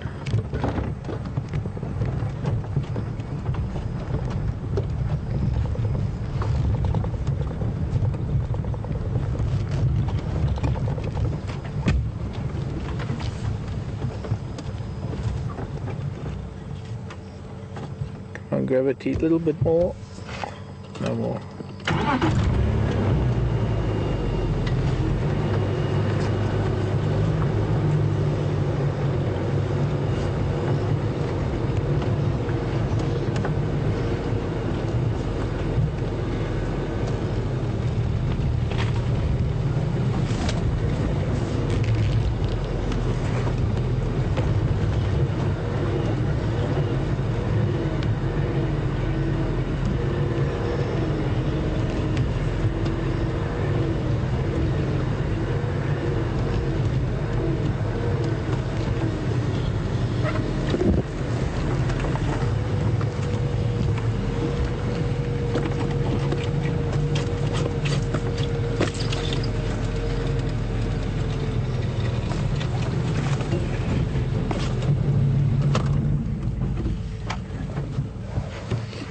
I wonder what's got this little one so upset that it's been weeping from its temporal gland, so much dribbling into its mouth.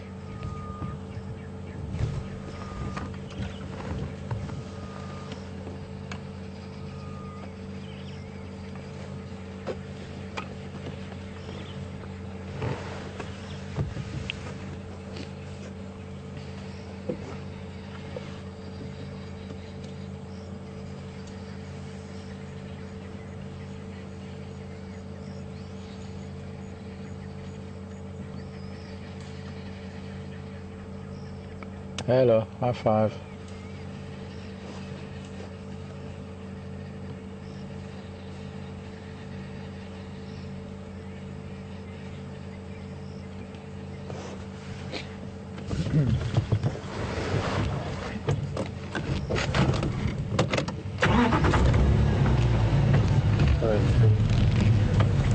What blood force can be.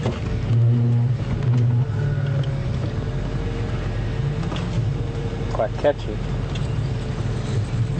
That's why it's called Wait a Bit.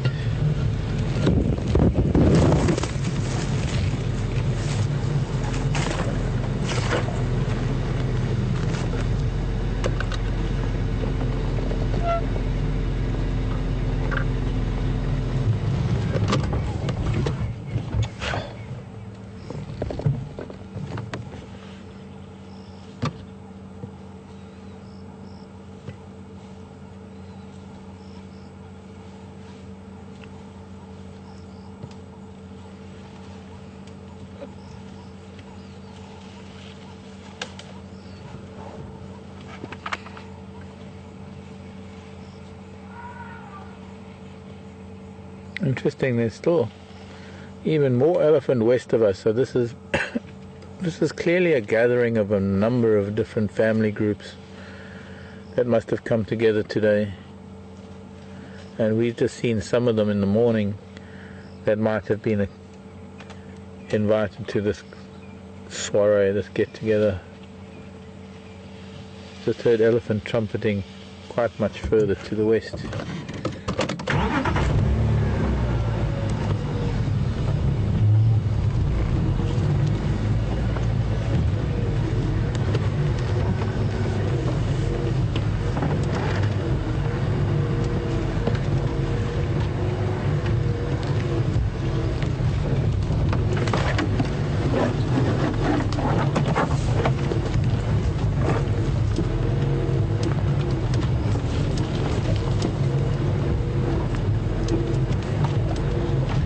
I suppose it's getting to be that time of day when we ought to leave them be.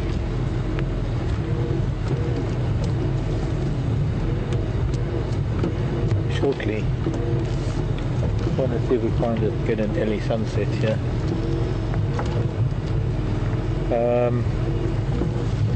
We are quite a ways away and got a nice little drive. Hopefully finding something that might pop out of the woodwork, one of the nocturnal creatures that are waking up on our way back to camp. So I guess let's leave this mum and child and children. Let's wander west into the sunset.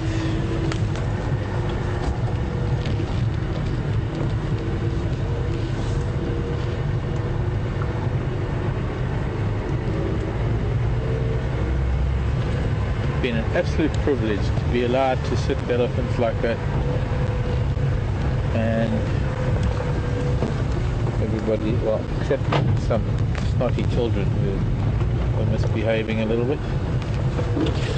But I go by what the moms allow us to do, and if the matriarchs or the adult females, if they're happy with our presence, then I know that it's just children acting up when they do things like that, when they act up, trumpet and try and scare away the big noisy vehicle. And it's an important process in their lives to know that they can throw a tantrum as much as they like, but it's not going to elicit a reaction because it's not up to them. But if they were given a little bit of leeway now, they would grow up to be adults that would be quite temperamental. So it's important to show children that their tantrums don't mean anything. See how that resonates in the human world, doesn't it?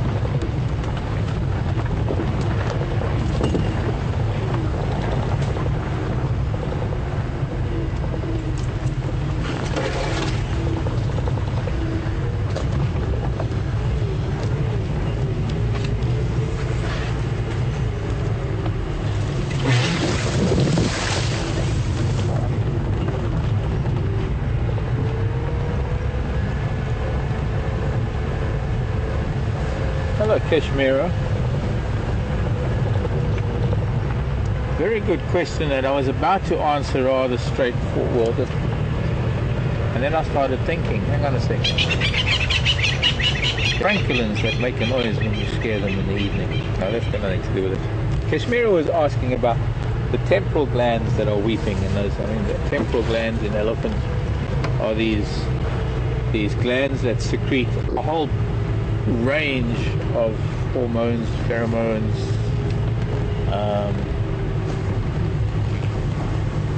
and chemicals that are basically like messages. It's like the postal system for elephants, because they rub their heads on things and they leave these scents, and these scents are the messages to other elephants that have every little compound within the secretion has a meaning. Some of them are hormones, some of them, I mean, like in bulls when they're in must, it's testosterone, and well, elephants get a big message out of the scent of that.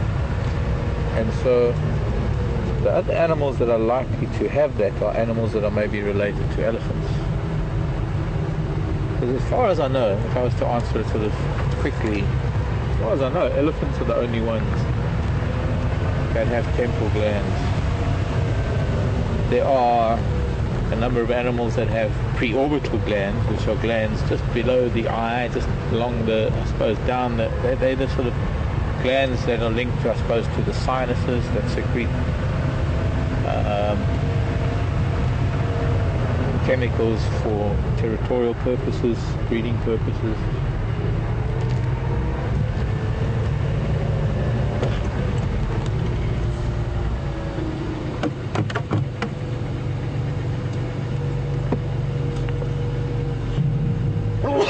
Bless you. Bless you.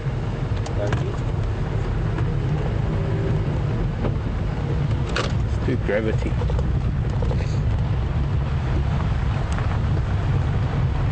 And as far as I know, Ishmira, as far as the elephants are the only ones that have temporal glands that secrete the kind of range of things that they do.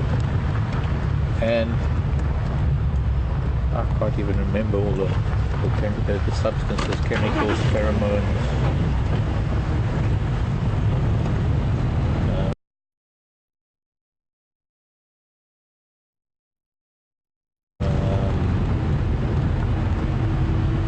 Females, there's even estrogen. What was estrogen? Or was it something else? It's another.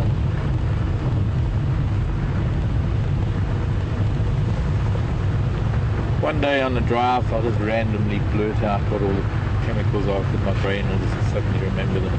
Right now, it's not coming to me.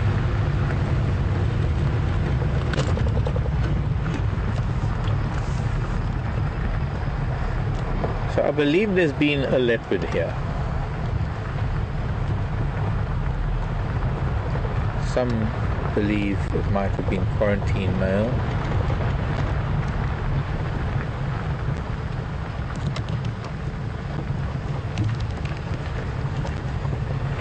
Who was up a tree with 2 stick females, 2 sticks lionesses.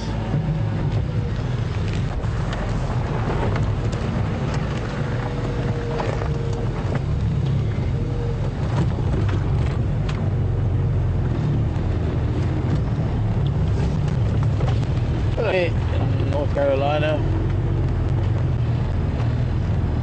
with a number of ellies collecting, family groups collecting. Could it be a special event? Well, I guess only the elephants know. Okay, at B, in my history, it's just a, I wouldn't say random, because somehow it's obviously planned and it's something that happens where elephants from very different places come together, and sometimes it can last for a few minutes, sometimes a few hours, different times. They're those slides that kids say, everybody greets, it's a meet and greet.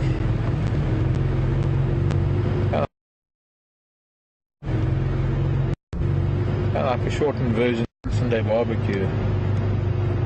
And they go their separate ways because they're all on their own seasonal paths.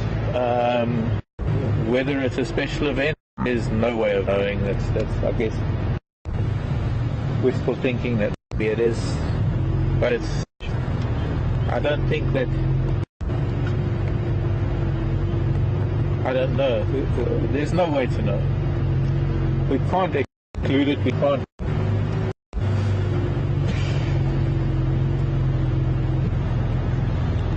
exclude the possibility that they have rituals or they have events that they aim for. Might well be based on so many things being governed by the solar or lunar calendars that are able to time certain events based on times within those. But I don't think that, I don't think that, I don't know. We can't exclude the possibility that they have rituals or they have events that they aim for. Might well be based on so many things being governed by the solar or lunar calendars that are able to time certain events based on those, based on times within those. I don't think cyclic events of either the Earth going around the Sun or the Moon going around the Earth in relation to the Sun. They have a vast effect on life on this planet. And so it's not a far stretch to think that certain events might take place. But I guess the only way to know would be to somehow monitor this entire gathering to see. And we would have to do that from the air, anonymously.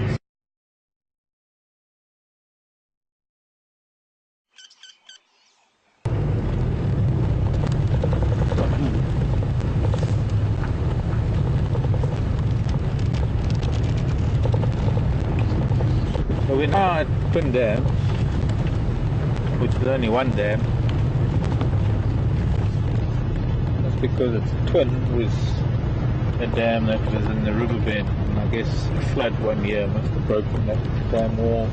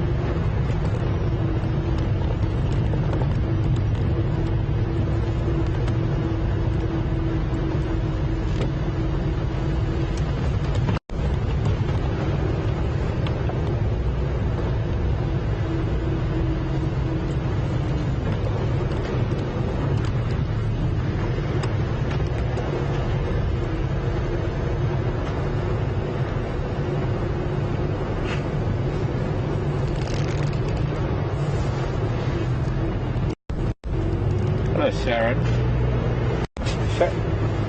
Sharon in Austria.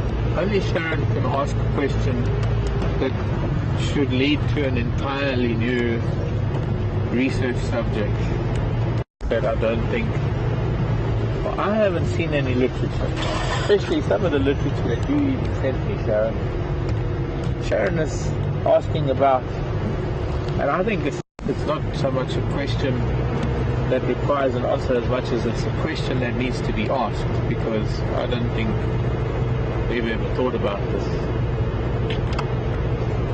Does the temperature, the difference in temperature over the days with the different climatic changes that we go through, does that affect the level of weeping or secretions from the temporal gland? And I'm sure, since I personally, Sharon, my opinion, my guess, not guess, but without much thought, and I guess I need to give it a lot more thought, but temporal secretions are to a large extent based on emotional status of animals, of individuals.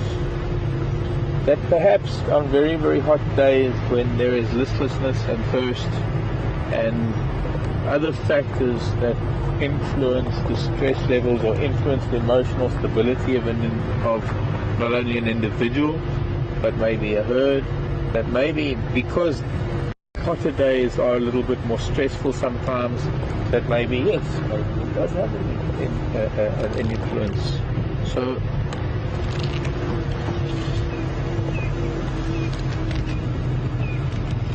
maybe We were supposed to meet up with a leopard here somewhere.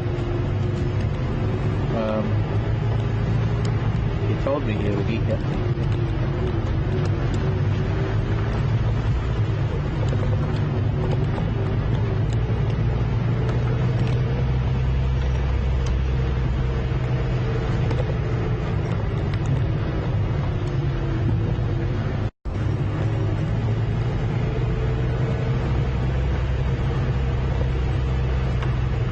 Very interesting question indeed.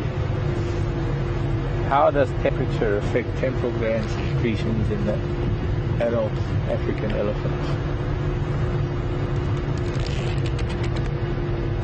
How does climatic change? But you see, you'd have to, how do you exclude all the other influencing factors? Because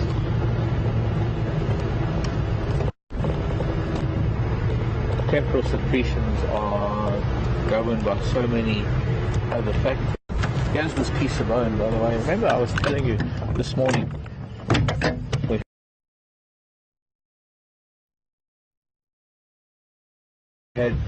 we were about here and I was looking at elephant further on, and by looking at the elephants up ahead, I missed this one cow and her calf. Might have been that big cow today. I missed her, and then she shouted at me, and I just carried on going because I didn't want her to get upset.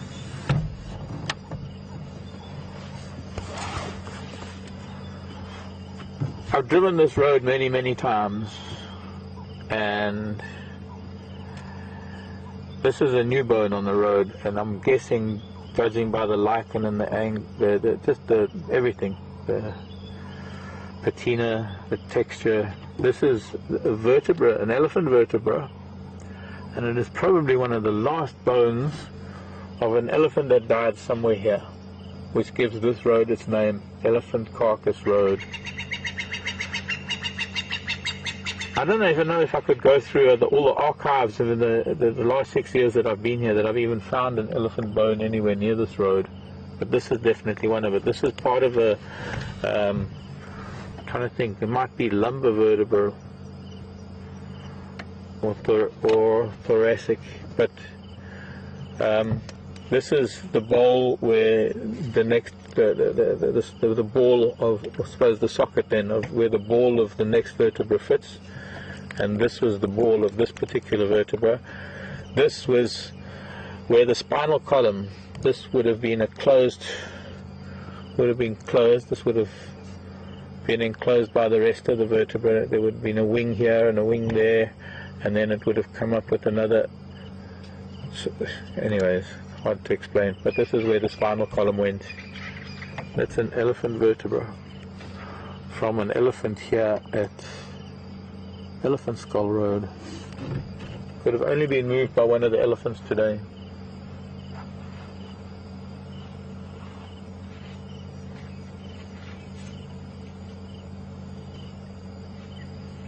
Oh, wait, it's heart-shaped. Shaped like a heart. Oh.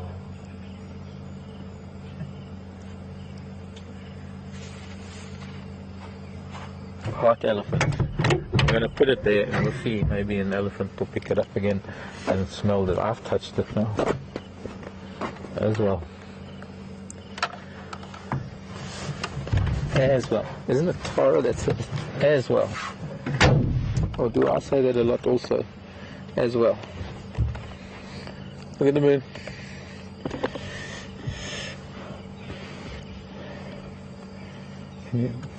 Moon's getting higher and higher every day at the same time, and as it does so, since it's a waxing crescent, it's getting bigger and bigger. And we are in our, what's it, third day, fourth day? 1, 2, 3, fourth day of new moon.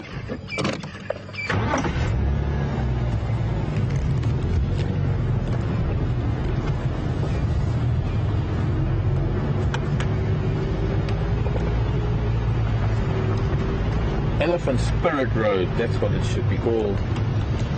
from now on, let it be known as Elephant Spirit Road. Elephant Carcass. Elephant Spirit.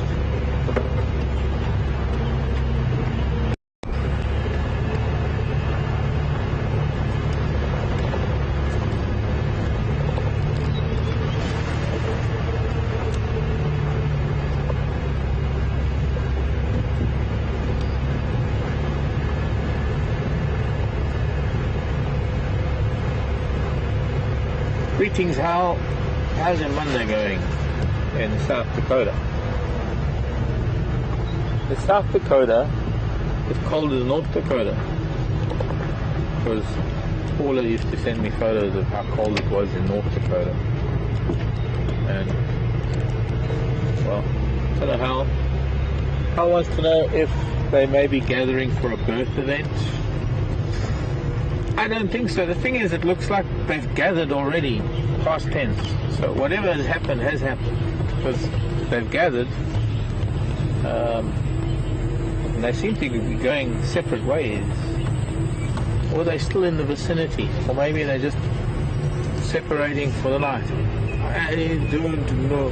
Tomorrow, I guess, we've got our work cut out for us tomorrow morning. We need to go up into that sort of southeastern corner. I was going to say north, but it's not the south. The southeastern corner, or we need to find. We'll see. There's absolutely no way of knowing. It's not like you get these huge mass gatherings just for a birth event. Sometimes it's just more immediate family kind of thing. There are not that few elephants, but there are so many elephants that there's no real need for multiple family groups to accumulate for a single birthing event. It's not that momentous. In elephant society, it's when you look at the number of calves that there are, number of females versus calves, every female has got at least 2, if not 3 calves trailing along behind her. So their birth rate is great, and a big deal is made out of it within the family group, but it's not a big deal as far as cousins and relatives and other family groups are concerned. It doesn't really have to be anything. It's just that is what elephants do. It doesn't have to be an event. For us humans, maybe.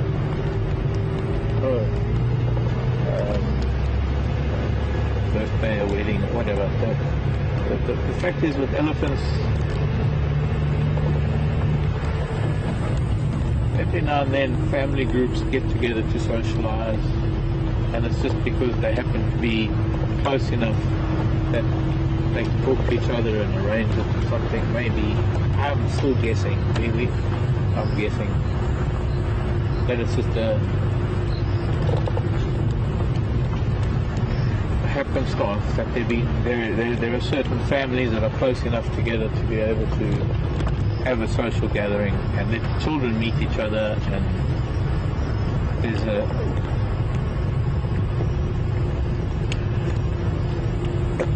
I don't know how to put it. Basically, it extends the individual's knowledge beyond that family group to incorporate the local community, so that as an elephant, you're not only growing up in a family group, you're not only growing up as a female under a matriarchal guidance or a young bull that's going to eventually leave and become part of another group of bulls, and they're all going to disappear, never seen. It doesn't really work that way. It's almost like they're these little communities. And even though they might be 100 kilometers apart at certain times of the year, they're still the same community. They're the same clan or something. Giant clans of elephants that break up into their family units, and they go off their different ways with their individual matriarchs. And sometimes, certain times of the year, or several times a year, whenever it is that it happens, they join up with related families, those extended families that have been the sisters that broke away and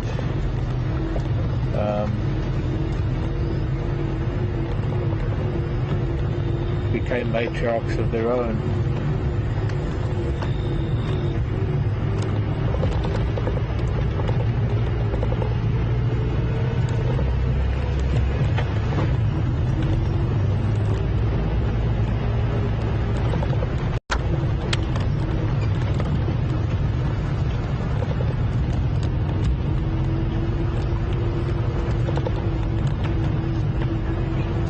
I think we as humans try and find reason in things, and that doesn't always have to be. It doesn't always have to be about, or it doesn't always have to be reasonable.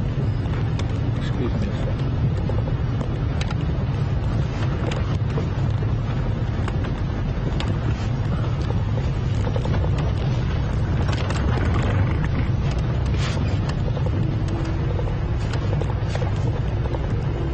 In nature, things just they happen.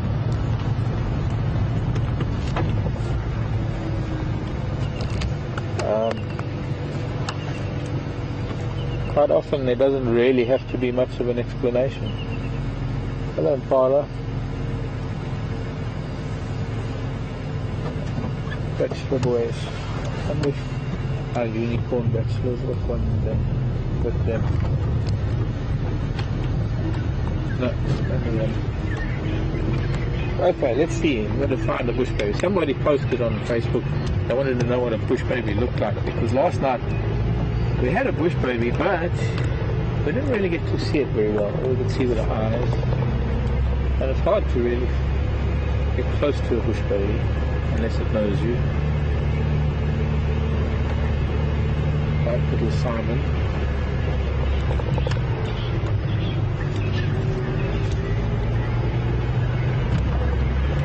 The logo of a friend of mine's establishment is a bush baby in a circle,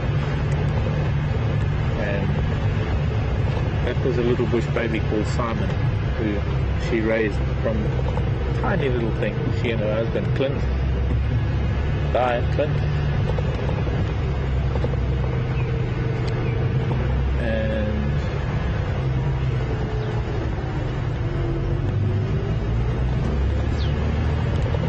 there's a photograph that I took on the steering wheel of my other Land Rover, which has now actually become the bush. That's weird how the universe works.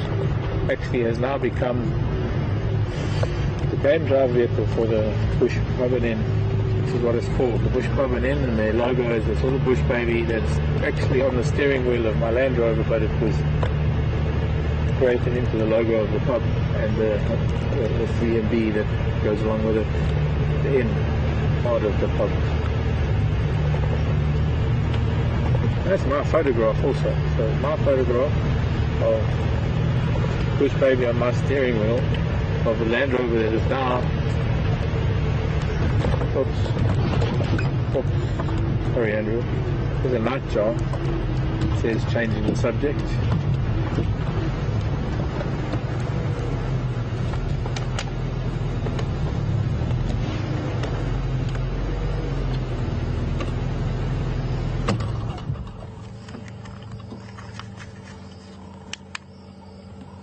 That looks a lot brighter than it is. It's not really that bright.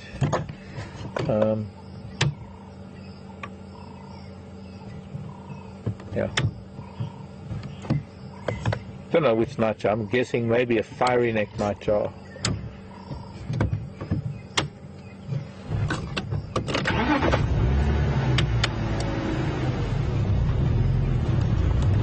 Anyway, that was the most amazing experience that I ever had with a bush baby. Now this is the lesser bush baby. It's not the thick-tailed bush baby. A bush baby that is about the size of a domestic cat, or a bit chubbier than a vervet monkey. And these little bush babies, the lesser bush babies, are actually very small. They're only a few inches tall. And this little Simon became my godson. Well, I became godfather. And I remember there was a time when I didn't see him for about 3 months, I think it was, when I was in East Africa. I came back, he remembered me, and he was pulling at my lips and kissing me, and he was just so happy to see me. Most amazing feeling as this little primate. Of course, not that healthy, since they have rather nasty habits of urinating on their hands and feet.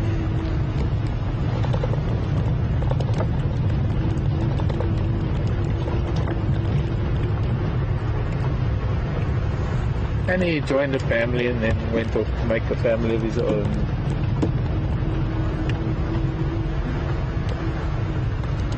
Became a wild bush baby.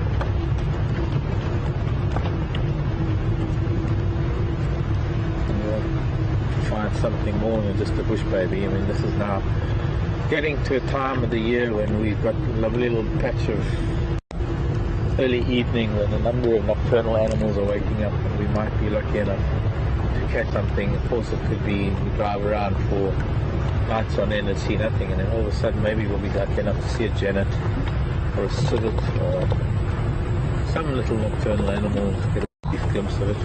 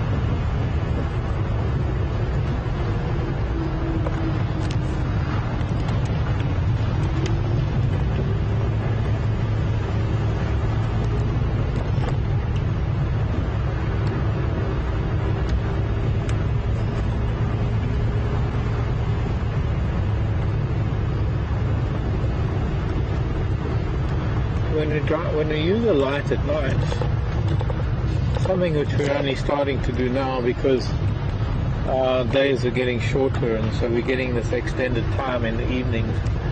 And the one thing that we count on is the fact that animals have a wonderful feature to their eye that we as humans don't have, and it is a special thing called a tapetum. The layer of cells that reflect light back, at the back of the eye, that reflect light forward onto the back of the retina and then back into the eye. Well, they enhance night vision. So what it is that when you shine a light and you get an instant, because light travels so fast, you get this instant reflection of either one or two eyes back at you, you know there's an animal. But you don't really look for animal shapes because you can't really make them out. Well, there's an impala, but that's another thing I was going to mention, is that you get to learn different, well, not necessarily different colors, because it doesn't matter what color the eyes are, the reflective cells are all pretty much the same. The tapetum is pretty much the same in all animals, and depending on the angle it's pretty much greenish or sometimes an orange sort of glow that you see. But the idea is also not to even look at diurnal species. Animals that you see during the day, there's no need to disturb them at night. They need their night vision. Nocturnal animals that have exceptional night vision, you don't want to shine into their faces, into their eyes, but it's nice to be able to see them, so you sort of bounce light off of the ground and catch them in the periphery of the light, as long as you can maybe see them, because that's, after all, that's the whole purpose, to try and see something nocturnal, trying to see something that we're not going to see during the day. And since it is rather limited time, why do we want to stop and look at an impala then? I can't really see anything because I can't shine it in his face or anything. Leave him be, and what we really want to do is find something like that nightjar that I admit we might disturb briefly, and one day we'll do it all in infrared or something.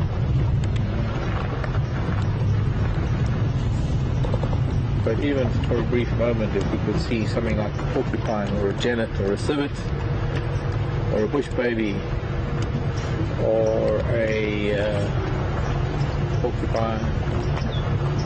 Anyways, so that's what we try and do for this last half hour of drive when it starts getting dark. Unfortunately, it's time to say good night. God bless. Farewell. La, la, la, la, la, la. Brings us back to Do Re Mi. Good night, everyone. My name is Mark. You've been with me on drive this afternoon here at Djuma Game Reserve. Andrew's been on camera. Brian and his associate has been back in FC. We'll be back 6 o'clock Central African time tomorrow morning. There is not an end to today. Today is not the end. Tomorrow is another day. In Shanghai, Munzuku, nakona Irwanasi.